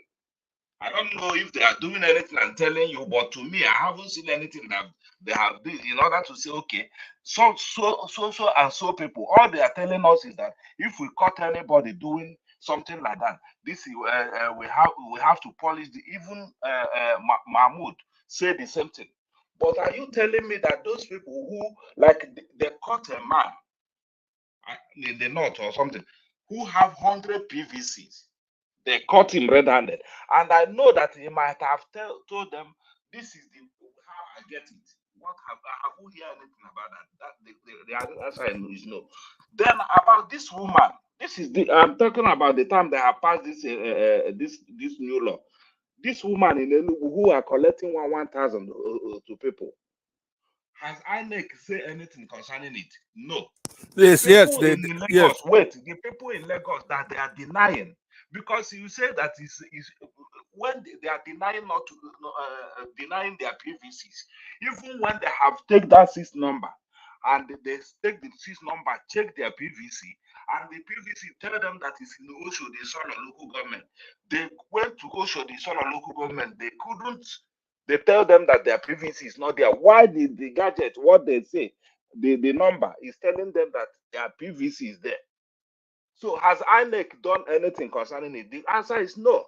So if you're telling me, Mr. Nolly, can I interject, please? Yes, you can, please. Yeah. Okay. Mr. Nolly, you see what I like yesterday, if you are here, you see, I made mention of something. I said the problem is not INEC.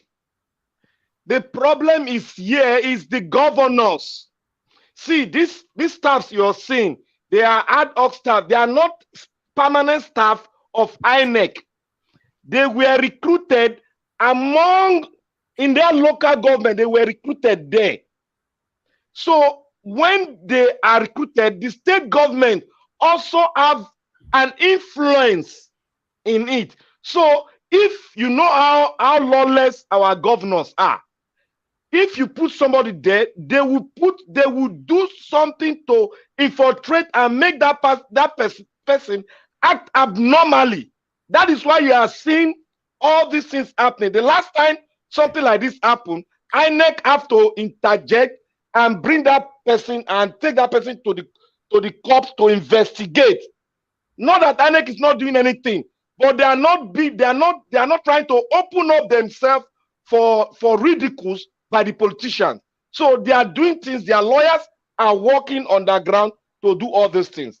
So INEC, we should trust INEC. Please, we should try and have a little bit of trust on them for now, because the PVC, the PVC is a game changer. Believe me. Thank you, sir. Yeah, Thank you. Mr. Niger Watch, could I ask you to do something for us here? You played a video where Mr. Koye was answering a question. There was a question that he named off the areas where INEC was having this problem, which was, he said, Lagos, Owerri, Owerri and Ebonyi states. And you know who are the governors in those areas. So he was giving us, as citizens, he's giving us a hint, the source of these things. He just played the video. If you could just play that area again so that he could address Mr. Nolly's concerns. Okay, It's bring very that important. into... It's very important that we don't allow them to make us have a voter suppression by knocking INEC. Thank you. All right, Mr. Pansat, I have Kelvin K on the phone. Good evening to you, sir. Thanks for calling in. Talk to us. Yeah, Najawa, good evening. Good evening, sir. I greet everyone in the panel. I greet Mr. Pansat. Please, my family, I am listening and then I'm understanding everything, especially what Mr. Pansat has submitted. You know, so Najawa, what I'm asking now is, election is in the next 25 days. Yeah. Anything that will demoralize people, I think we should avoid that topic. Like this, my brother is speaking now. If you extract that statement, what he's saying, there's no way that thing he's saying will bring out people to come and vote. So anything that will make people feel that their vote will not count, we should avoid it. And play that. Yeah. Let's keep playing. I mean, showcasing or talking about things that will bring people out to come out to vote. Election is rigged only when people don't come out to vote. If people come out to vote massively, it will be difficult to rig the election. Let's not use the incident that happened in Osun State. What happened in Osun State is ongoing. From what Igini said, I listened to Igini. From what he said today, everything that happened in that judgment was wrong. When they go to appeal court, you see that appeal court will correct it. Now, this election, Buhari is not interested in rigging election for anybody. You can see it from his body language. Tinubu may have all the money, but that money will become dust come this 25th of next month. Please, let's keep encouraging our Nigerians to come out to vote. Because if you look at it, APC or PDP, they're not talking about INEC. It's only obedient, they are talking about it. And they are enjoying it because they know that will make people not to come out to vote. And when people don't come out to vote, it's on the advantage. Thank you, no sir. system is perfect, but we are working towards perfection. Thank you very much. Thank you very much, Kel. Thanks for calling in. Thank you. All right. Yes, I like the fact that Kevin Kel just stated that we all should stay positive, especially we are very, very close. Yes, I like that. Okay, meanwhile, I will give you the opportunity, Mr. Nolly, round up in 1 minute so that we can hear from other people as well. No, I'm done, sir. Oh, thank you.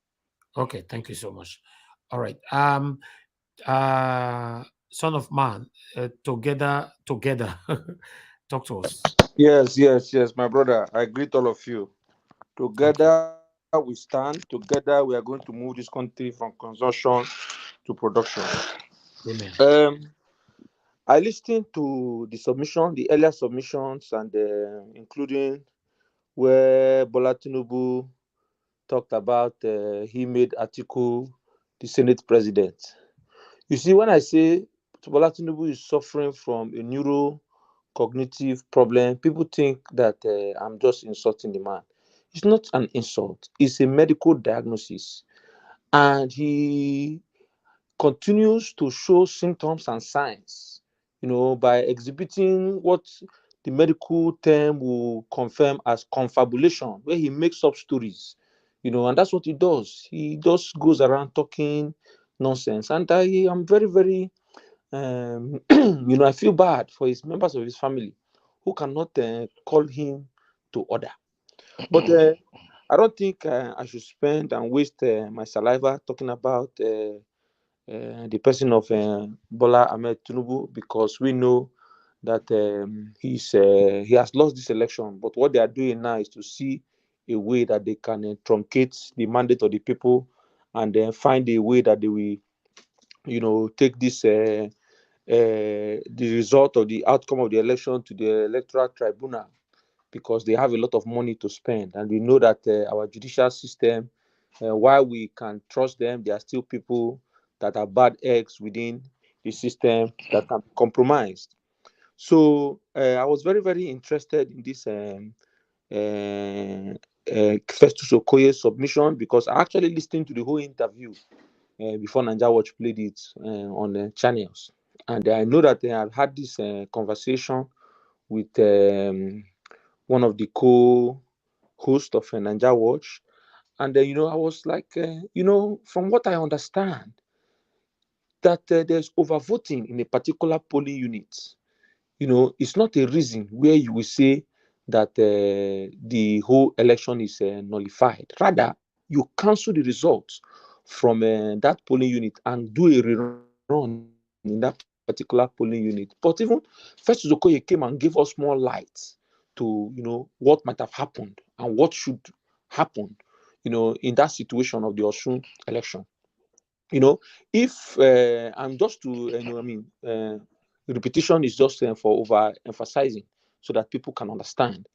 If let's say a particular polling unit has 100 registered voters that registered to get their PVC from that particular polling unit, on election day, let's say 100 people did not come out. Let's say 80 people came out to vote, and using APIS, because actually APIS is the system that does the accreditation. Why Beavers does the identification. APIS now, they use APIS to accredit you. And 80 people out of 100 people that have been registered in that particular polling unit have been accredited. Therefore, we should not see more than 80 ballots in that particular polling unit. More than 80 ballots coming from that particular polling unit, because 80 people were the ones accredited in that polling unit. And if that be the case, if, let's say, 90 ballots came from that polling unit, but Beavers or APIS captured only 80 people, he accredited only 80 people, it means that that particular polling unit has overvoting by 10 people. By 10 people. Therefore, Festus Okoye made us to understand today that the Electoral Act, as provided currently, is that if those 10 votes will change the outcome of the election, meaning that if the person that won, by the time you minus those 10 people that have overvoted, if that person still remains the winner, then INEC, the Electoral Act, does not require them to rerun election in that particular polling unit. However, if by the time they remove those 10 people that overvoted from that particular polling unit, it will change the outcome so that the person that came second might become first. Then there'll be a rerun. There will be a rerun in that particular polling unit.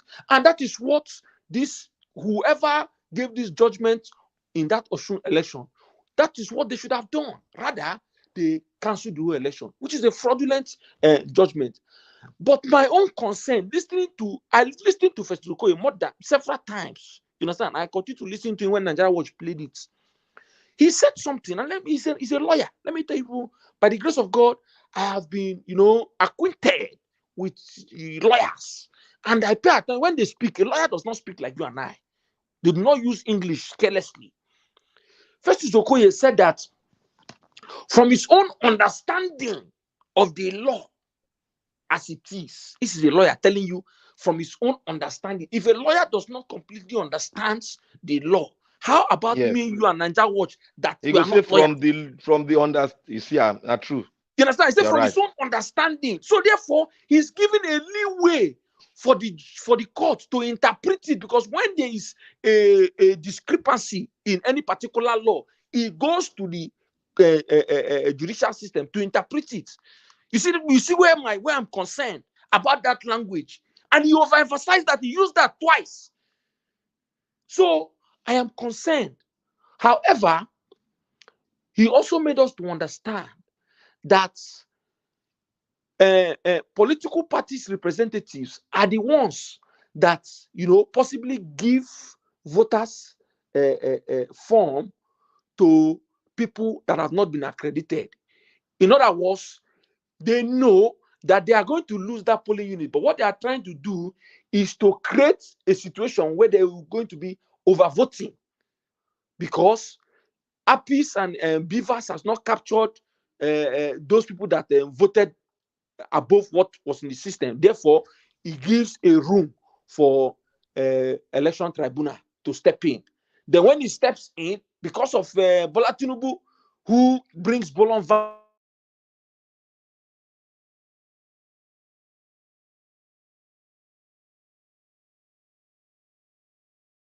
Okay. Hello. Thank you, my brother. You are done, right? Hello. Together, are you done? Okay. I think he lost it. Okay, we lost him there. Please, I will come back. I have a delay. I'm not done. We'll come back. Yes, it's okay. It's okay. You come back then. Okay, let's hear from Alex Edopikin. Thanks very much for joining us. Good evening to you. Please talk to us. What's your take on this? Okay, Alex Edopikin is not available. Mr. T, please talk to us. Good evening to you. Mr. Naija Watch. Yeah. Good evening, Mr. Elvis. Mr. Naija Watch. Yes. I'm sorry. I had not finished speaking, but I will let him go. When he finishes, I will conclude. Please, I'm sorry. That's fine. That's fine. We'll come back yes. to you. That's fine. Go ahead, Mr. T. Please talk to us, sir. Well, I mean, the only reason I joined, thank you so much for all that you do. Good afternoon, good evening, good morning, panelists, commenters, and everyone watching. Thank you, Mr. Elvis, for all that you do. Thank you so much. I appreciate it. The only reason why I joined is based on what Okoye said, Mr. Okoye. If we pay attention to his body language, you see that the guy, I mean, he was speaking from a place of not too comfortable. If you read his body language, then also the website I provided, I don't know if many people pay attention to that website. That address is not a correct website address. So people should pay attention to that. I think somebody basically shared the correct address. But to all that has been said, the only thing is for him to even come out and speak is a good thing, but he should speak with confidence, so that way Nigerians can actually trust INEC. Now, about the woman that was mentioned selling PVC. Now, if he is saying that that person is not INEC officials, and like we said here yesterday, why is it that incident only happened in the east and not other parts of the country? So they know what they are doing. They know what they are doing. So I'll just leave it at that. But INEC should just be transparent, should make this process flawless, so that Nigerians can rely on whatever they do come 25th of February. Thank you. Okay, Mr. T, before you go, are you talking about when he said people should go to inecresult.org? Yes, sir. Yes, sir. Yeah. I believe you, because the first time, I'm going to play that part again. He said, go to inecresult.com. When they asked him, did you mean inecresult.com? He now said inecresult.org. So, okay, so I'm going to put the right website address in the private chat, so that way you can click on that link, display it to Nigerians so they can see the right, the correct address. How come he didn't know the address? So that's what I'm saying. That if you see that guy, did you pay attention to his body language? He knows the address. It's just that they are lying to Nigerians. I'm telling you, they are lying to Nigerians. Did we all pay attention to his body language? Could I chime in a little bit on that? Go ahead, sir. 30 seconds. Now, legalese, let me first address the point about opinion, where he said, in his opinion.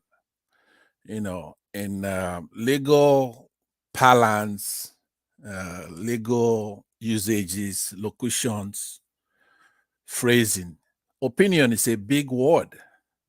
Even if our Supreme Court render a judgment, which is the highest court in the land, it's called the opinion of the court.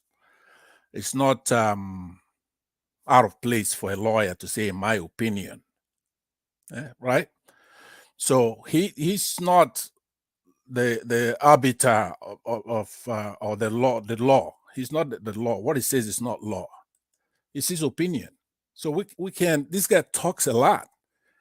This Mr. Okoye, he talks a lot, and you gotta give him. You have to rate him by percentage, not by perfection. He can't be perfect. If he's 90%, 98%. Mr. Pansa. Yes, sir. Sorry, sir. Let's quickly hear him on that address again. Okay. Just a quick one.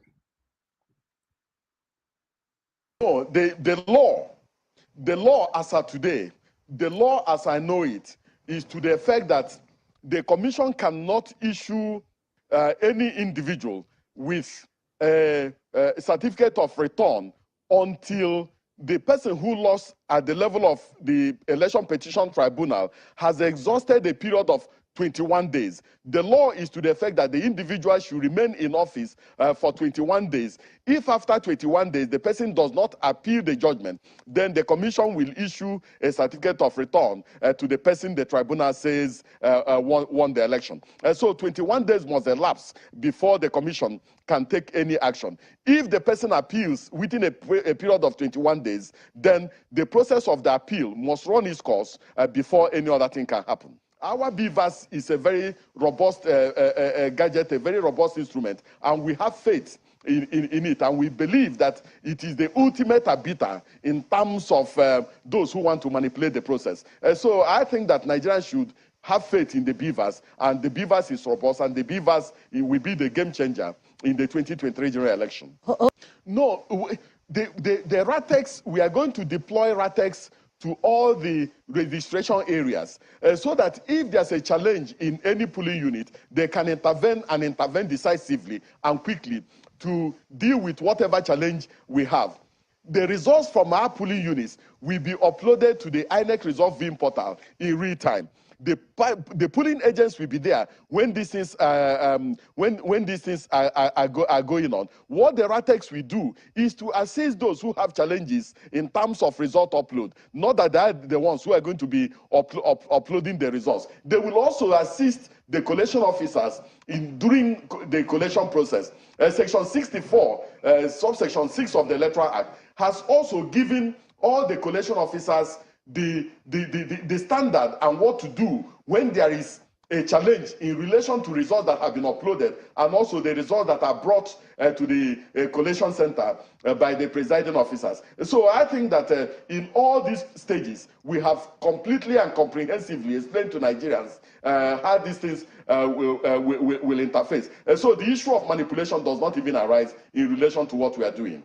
All right. Okay, yes. we see quite a number of other exchanges. This one is from Victor Asa, who says, how can private citizens have access to the INEC result viewing portal, that's IREV? And I'm wondering, will IREV be open on the mock accreditation day? I need to clarify whether we are going to open IREV on mock accreditation day, but there's no result to be uploaded during the mock. We may just upload a piece of paper during the mock accreditation to see how it performs. But people are not voting during the mock. We want to see the performance of the BVAS. At the end of the entire exercise, we may just use a piece of paper or any result sheet to upload to see to the performance of the IREV in real time from different parts of the country.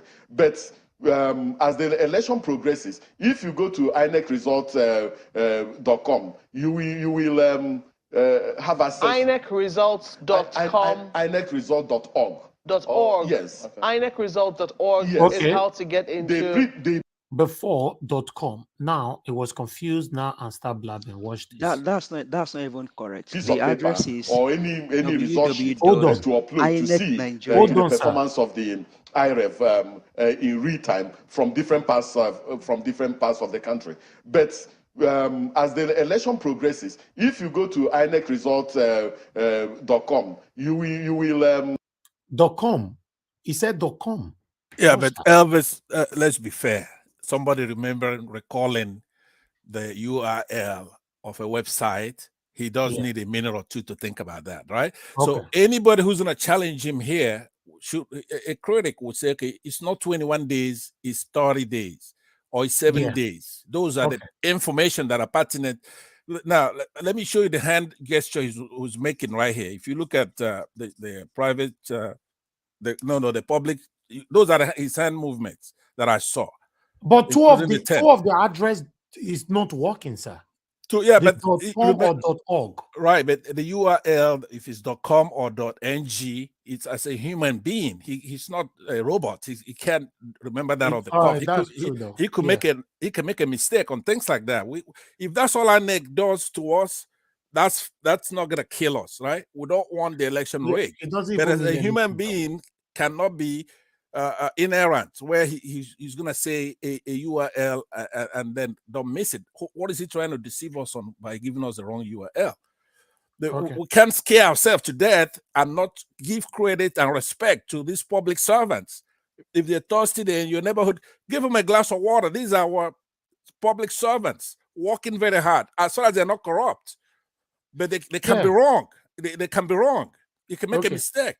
Yeah, on that I agree. I agree because anybody can make a mistake. You know, the election progresses. If you go to inecresult.com, you will have access. INECresults.com. INECresult.org. Yes. INECresult.org is how to get into the result that we uploaded before for other elections are already there. So on election day, any individual that has access to a smartphone, that have access to a computer, and that registers on the portal, we have access to view all the results in real time as they come in. Okay. All right. Now, the rightful address, Mr. T, you were trying to give it out earlier on, right? Please, can you say it again? Yeah, so the correct address is www.inecnigeria.org. And it's INEC Nigeria. Yeah, inecnigeria.org, and you can click on that, and then just show people. I mean, the one for 2019 is there. You can see the result. But that being said, he's a public servant. Nobody is disputing that fact. Yeah, he's trying to make sure everything works flawlessly. But if an American make this mistake, what do you think will happen? I'm not accusing him here. Anybody can make mistake. I mean, we all make mistakes. But listen, people, these guys are the one that sit upon the system. These guys are the one that knows everything about the system. I don't know the URL. You don't know the URL. So if you're coming to speak to, this can you just give me a minute, sir? Can you just give me a minute, sir? Okay. Now, not many people will do a research like either you and I do, and people want to see results real time. Now, imagine if in 2008, Barack Obama, during the election, results was being populated on the wrong website, and people were looking out for. See, everything is on the table in this election. Everything is on the table. Everything is on the table. I'm not accusing okay that he made. I'm not kneeling because he made a mistake. No, anybody can make mistake, but everything is damn on the table. No, but my concern about the mistake is that people were asking live. People were actually asking, some Nigerians were asking where they can see those documents and all that, you know, and I'm still a bit skeptical that it's not here, this one you provided, because this is their general address. That particular click on the 2019 one, you will see the result for 2019 is there. No, they're not talking. They are talking about where they are going to upload the mock. No, they may not even upload the mock. They may not even upload the mock result, because I mean that's just a mock. the main thing that Nigeria needs is where they can see, like, I mean, you're conducting election in the US. People can see the result live as it's coming out live. And so if you're the INEC chairman for the whole country of over 200 million people, and you cannot give the right email, you cannot give the right website address, and people are asking you live. I mean, But I you're understand talking what Mr. about I Ahmad should is saying. click on Anybody can make 20. mistake, but Mr. everything T. is on the table on this election. Mr. T, can you hear me? Yes, sir. You said I should click on 2019. Where? There's no way to click anything here. No, in the private room, if you just click on that, it will show you where. If you click on it, no, the link for 2019 that I put in the private chat. Maybe you're not clicking the right Okay, the one you put on the private chat. But yes, here, sir. Yes, on sir. this particular, okay, we have a couple of links here. I have voters verification portal link. No, here. no. Okay. Click on the one that you have in the private room, the one that has 2019 in front of it. Click on that one. 1 minute. Okay, this one. Okay, yeah, these are different address. No, okay, no. all right, hold on. Let me put this on the screen. 1 minute. 1 minute, my people. We're supposed to close down, but this is a very, very important one to every one of us. Let's get this right, please. Let me see how I can bring this on the screen. Okay, 2019. Okay, I guess this is on the screen right there, right?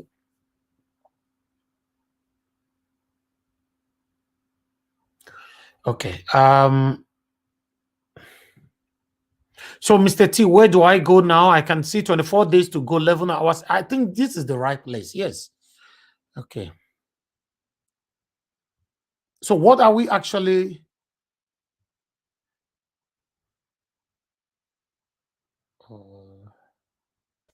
It's correct. It's showing you the past results from those states.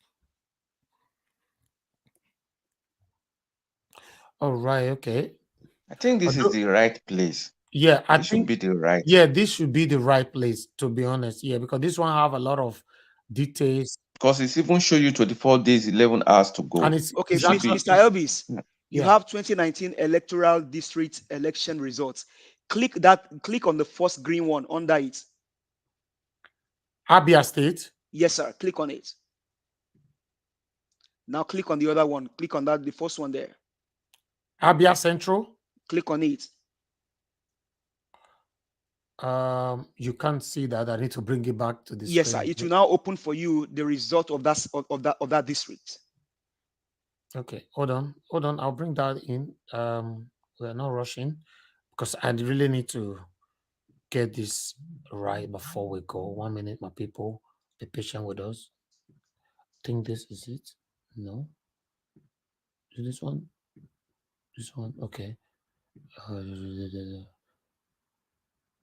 Abia. Okay, I got it. Do you see it now? Yeah. So that's, if you see where they said, I think that one says, it will say now that the results declared something. Yeah, it will say declared elected. Yes, sir. So this is the result for that center, for that Abia Central. Was this governorship? No, that's the presidential election for 2019. For Buhari. Yes, sir. Oh, okay. Yeah. So I think I need to study this. I will study it overnight. This is the gubernatorial for that place. Oji Theodore, who won. It's right there. On top, it says name of candidate. That you have all those names for the candidate. Exactly. Yes. This is governorship. No, but it makes the same point. We understand. We're gonna find out what is that particular the true URL. Okay. For me to be satisfied, more than no vessel, let me go and look for my state. Let me go and look for those state. So imagine all of these things, they are on the table. Everything is on the table in this election. Everything. Yeah, but it does not rise to the point of branding him No, somebody who Mr. Pastor, deliberately came no, to I'm not deceive condemning us. him. I'm Right. just trying to make Nigerians understand why we need to do research, because everything is. I'm not against why I'm not criticizing him. We are all human. We all make mistake, but I'm just trying to make sure that we get the right source and then get the right thing. Okay, this is a dose extra. Okay, I don't even know the people there. Okay, and Odia Ahimie Mona Clifford elected. Okay. Although, all right, I need to study This this. could be the senatorial vote. Now, senatorial, yes. Yeah, Could be is the there too. senatorial election. All right, thank you very much, my people, everybody.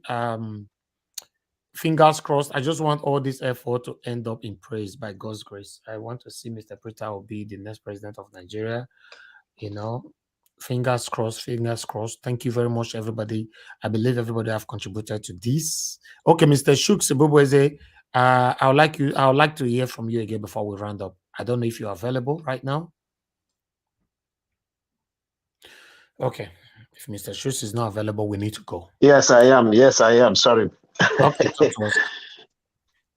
Yeah, everybody has spoken well. The INEC issue, like every other person, I'm not. If I tell you I give them up to 50% to trust them, I'm lying to myself. Because like other previous speakers have said, you can't continue to see the same thing happening all the time. And I'm going to take it one at a time here. We have seen the problems with the PVC collections.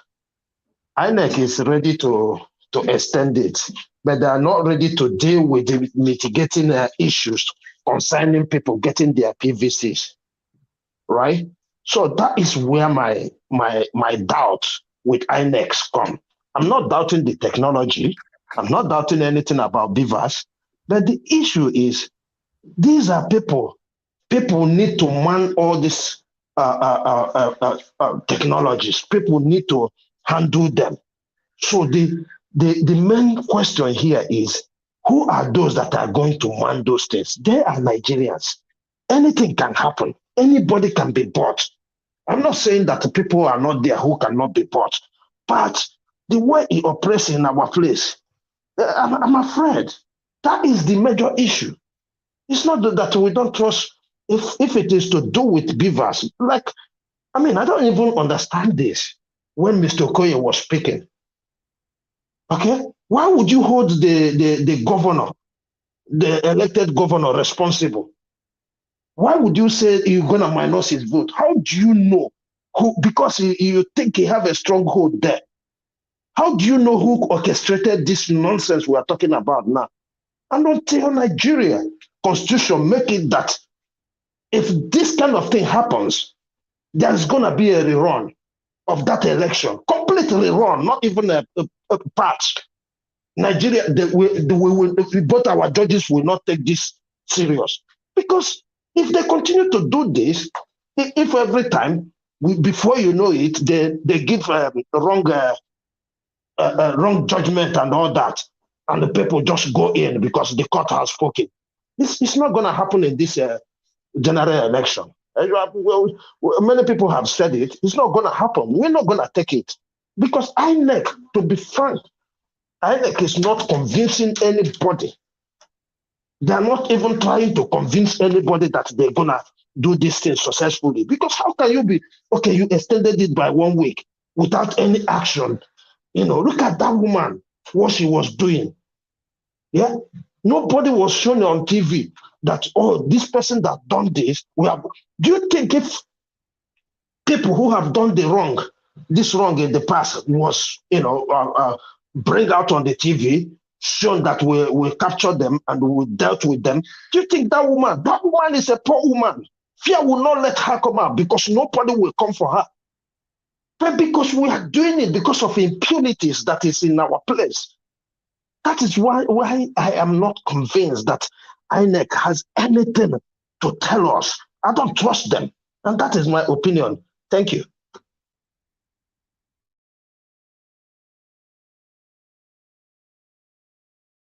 Elvis, if you're here, I would like to answer my brother Chooks Obiweze.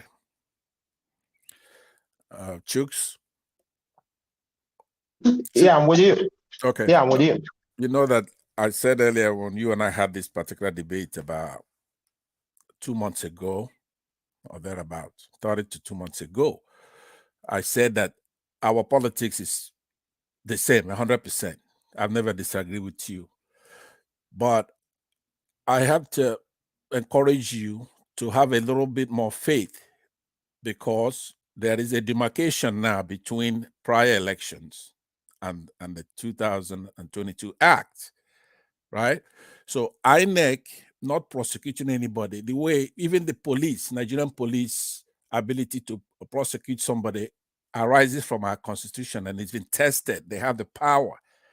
So elections have consequences. When you elect somebody like Buhari and he appoints an attorney general, that attorney general has a lot to do with state organizations such as INEC, ability to prosecute anybody, to even arrest somebody. So they're going to be making most of the call. That's why it's good that this Electoral Act now gives them certain powers, but more importantly, to prevent the crime from happening in the first place. So have an open mind, because even in the past, it might not be INEC that was rigging the election. Like I said before, the collation is when the election is rigged, because you have to understand that Jonathan, who was the president of the country at the time, was rigged out, in my opinion, in 2015. And that's done by soldiers, for example. When they do the collation, they're going to pencil that in. It doesn't mean that it's INEC doing that fraud. The INEC actors that we've seen on the scene, like the gentleman that was here speaking, those are just public servants. And we have to hold them accountable by the law, because there is a vast, big organization. There will be corporates in that organization. And then some of them will be regional. Some of them will be even in the local ward. That's where that would take place. Somebody said earlier, I conclude by saying this. Actually, let me just make it clear. I want you to have faith. Do not unwittingly allow this voter suppression to take place. When I addressed you the last time 2 months ago, I was saying to you that you have to extrapolate what you're saying to the end. Let's say you're telling somebody, go and get your PVC, which you say all the time. You cannot complete that sentence by saying, hey, look, go and get your PVC and cast your vote, even though it's not going to count. A rational actor will be reluctant to do that. So right now, the onus is going to be on anybody who's knocking our neck to bring the reason why. The onus is on your head to prove that they're corrupt now. So let's put pressure on them, but let's do it constructively. Okay. Yeah, thank you. Thank you very much, sir. I guess everybody have contributed. We need to go right now. Before that, I'll quickly like to play this video here over more endorsement for our principal, Mr. Peter Obi, in the north. Although I'm not too sure who are these people, but they are very, very important. I think he's the king right there, but let's see. Some of you might know. We are behind you. We are behind you. We are going to vote for you against her. Yala, Kachi na Hawati, Koyaji, no matter Delta, Koyaji, Komende no Labia, Koyaji, Saboka have been accepted. Yala, your message have been accepted to the masses people. Yala, Sago Labia, Labia Hanagaya, Labia Babasawa, Labia Humanity, Labia Gatamaragata, Labia Sonaga. Let me have a Peter Obi, my deputy, my chairman party, Labour Party chairman. Yana Allah saka wa lafiya. Chairman, Labour Party Allah kamla da munka. Kun gyara kasa, za ku gyara kasa, kuna ka hanyar gyara kasa. Muna nan muna sauro kuma za mu goyi bayan kun Allah ya da ba talaka suna yin wallahi. Mu ne internal press and external na kasan nan. Talakawa da ba suna da jawaban ku a radio. Suna yin suna goyon bayan in Allah ya da. Wow, that was A wonderful one for our principal right there. How Tinubu and Atiku will be feeling? The man is saying, God's willing, we are behind you. We'll Yeah. vote for you. I can't wait for this victory, though. Thank you very much, my people. May God bless every one of us. We all are doing well equally. I want to thank you all, to be honest. Thank you so much, my people. Let's achieve this together. We don't suffer rich. We don't suffer rich. This suffering is enough. We're not going to continue like this anymore. We cannot. This is it. This is just it. If it cannot work, may the your kokomayos divide the country, to be And honest. like Rita will always say, if that suffering don't reach, so we cannot afford to take anything to just slip away. Exactly. We can't. You know, people are sometimes dying we every joke. day. Yes, People are dying sometimes in we their. joke, People are dying. People are but we have suffering. to face the reality. You know. So thank you very much, my people. I appreciate every one of you. Thank you. Let me bring the poll in because we put on a poll earlier on. Let me quickly carry this poll and bring it here. Remember, the one for yesterday was I think I still have that one there, but let me screenshot this and bring it here. Before we go, I need to, before I go forget again. 1 minute. 1 minute, my people. Please make una help me share. For some of you that is still here, before you go, help us to share and like. The poll for today is what we're going to put on the screen right now. As we talk and make way show them again. Remember the one for yesterday? That was one for the yesterday one. 94% say yes, Peter Obi will be the next president of Nigeria, while 6% say no. So the one for today, now be this one. Let's put it here. 1 minute. This is the one for today here. The one for today, we have 360 votes, while 94% say yes, 6% again say no. No, this 6%, where are they come from? Who be this? Who they inside this 6%? So look the one for yesterday, my people. That one said 94%, 6%. Today again, exactly 94, 6%. Although the one for yesterday was 451 votes. The one for yesterday, while today 360 votes 4 hours ago. The same results. Okay, we should try again tomorrow, right? We'll try again tomorrow. Thank you very much, my people. I appreciate you all. But if Nabi be you, if you know, say you join inside that 6%, may you quickly remove yourself because you are just alone. You are alone. Let's do this, my people. I appreciate you all. Thank you very much, Mr. Pansat. Thank you very much, my brother, Jija Breadma, my brother, Mr. T. Shooks Ibubweze. Thank you very much, sir. Nolly, thank you very much, sir. I appreciate every one of you that joined us today on the panel. I might not be able to remember all names, but I want to say I appreciate you all in case you're still listening to me right now. And then I want to appreciate those of you that super chatted us today.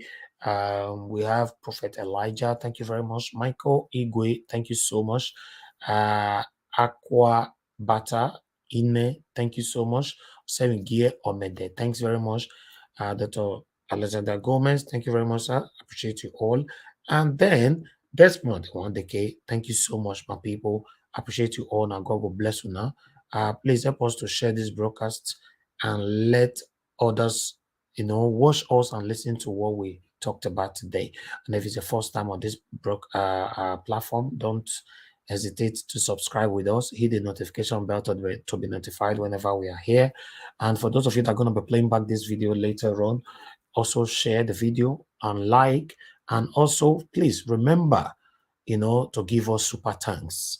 You will not be able to give us super chat, but you can give us super thanks. Encourage us to do more for you. We appreciate every one of you. It's not easy to be here every day, but with your words, your contribution. In fact, all my panelists for here, in case you don't know Mike with this one here, I did learn from all of them. Some of them no politics past me. I learned from all of them. That's just the facts, So everybody get where they're good. So that's why we must argue to learn. Don't ever argue to win. you know. So I argue to learn, not to win. I appreciate you all. My people are here that will go draw the curtain. I'll say make una have a good night. Mother of all mommy diaspora and everyone right there on the comment section. I want to say thank you, and God will bless you now. Good night, my people, and bye for now. I told Buhari I'm running. And I'm running nowhere. I'm running for the villa. When you move out, I want to occupy the place. Therefore, I need your blessing.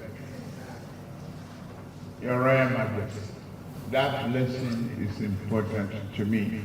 That is why I'm here today. The rest is story.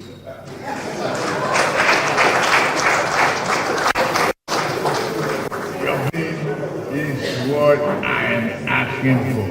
Thank you. May you live long.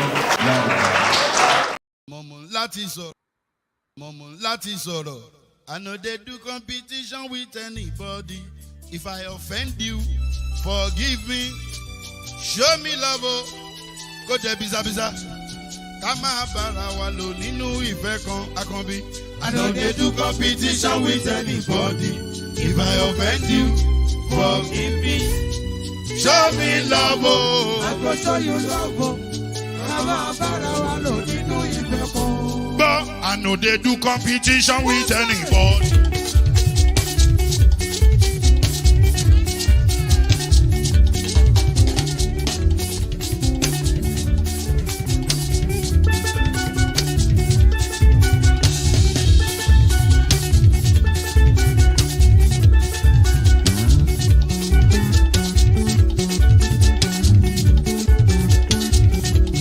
If I offend you, forgive me.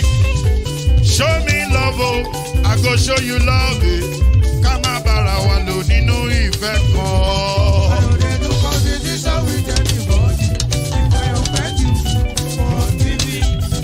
Show me love, oh, I go show you love, oh. Ká má bára wa lò nínú ìfẹ́ kan.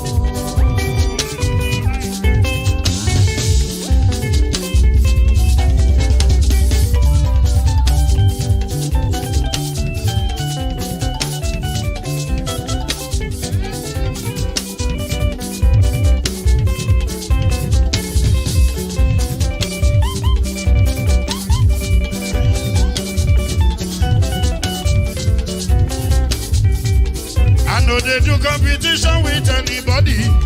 If I offend you, forgive me. Oh.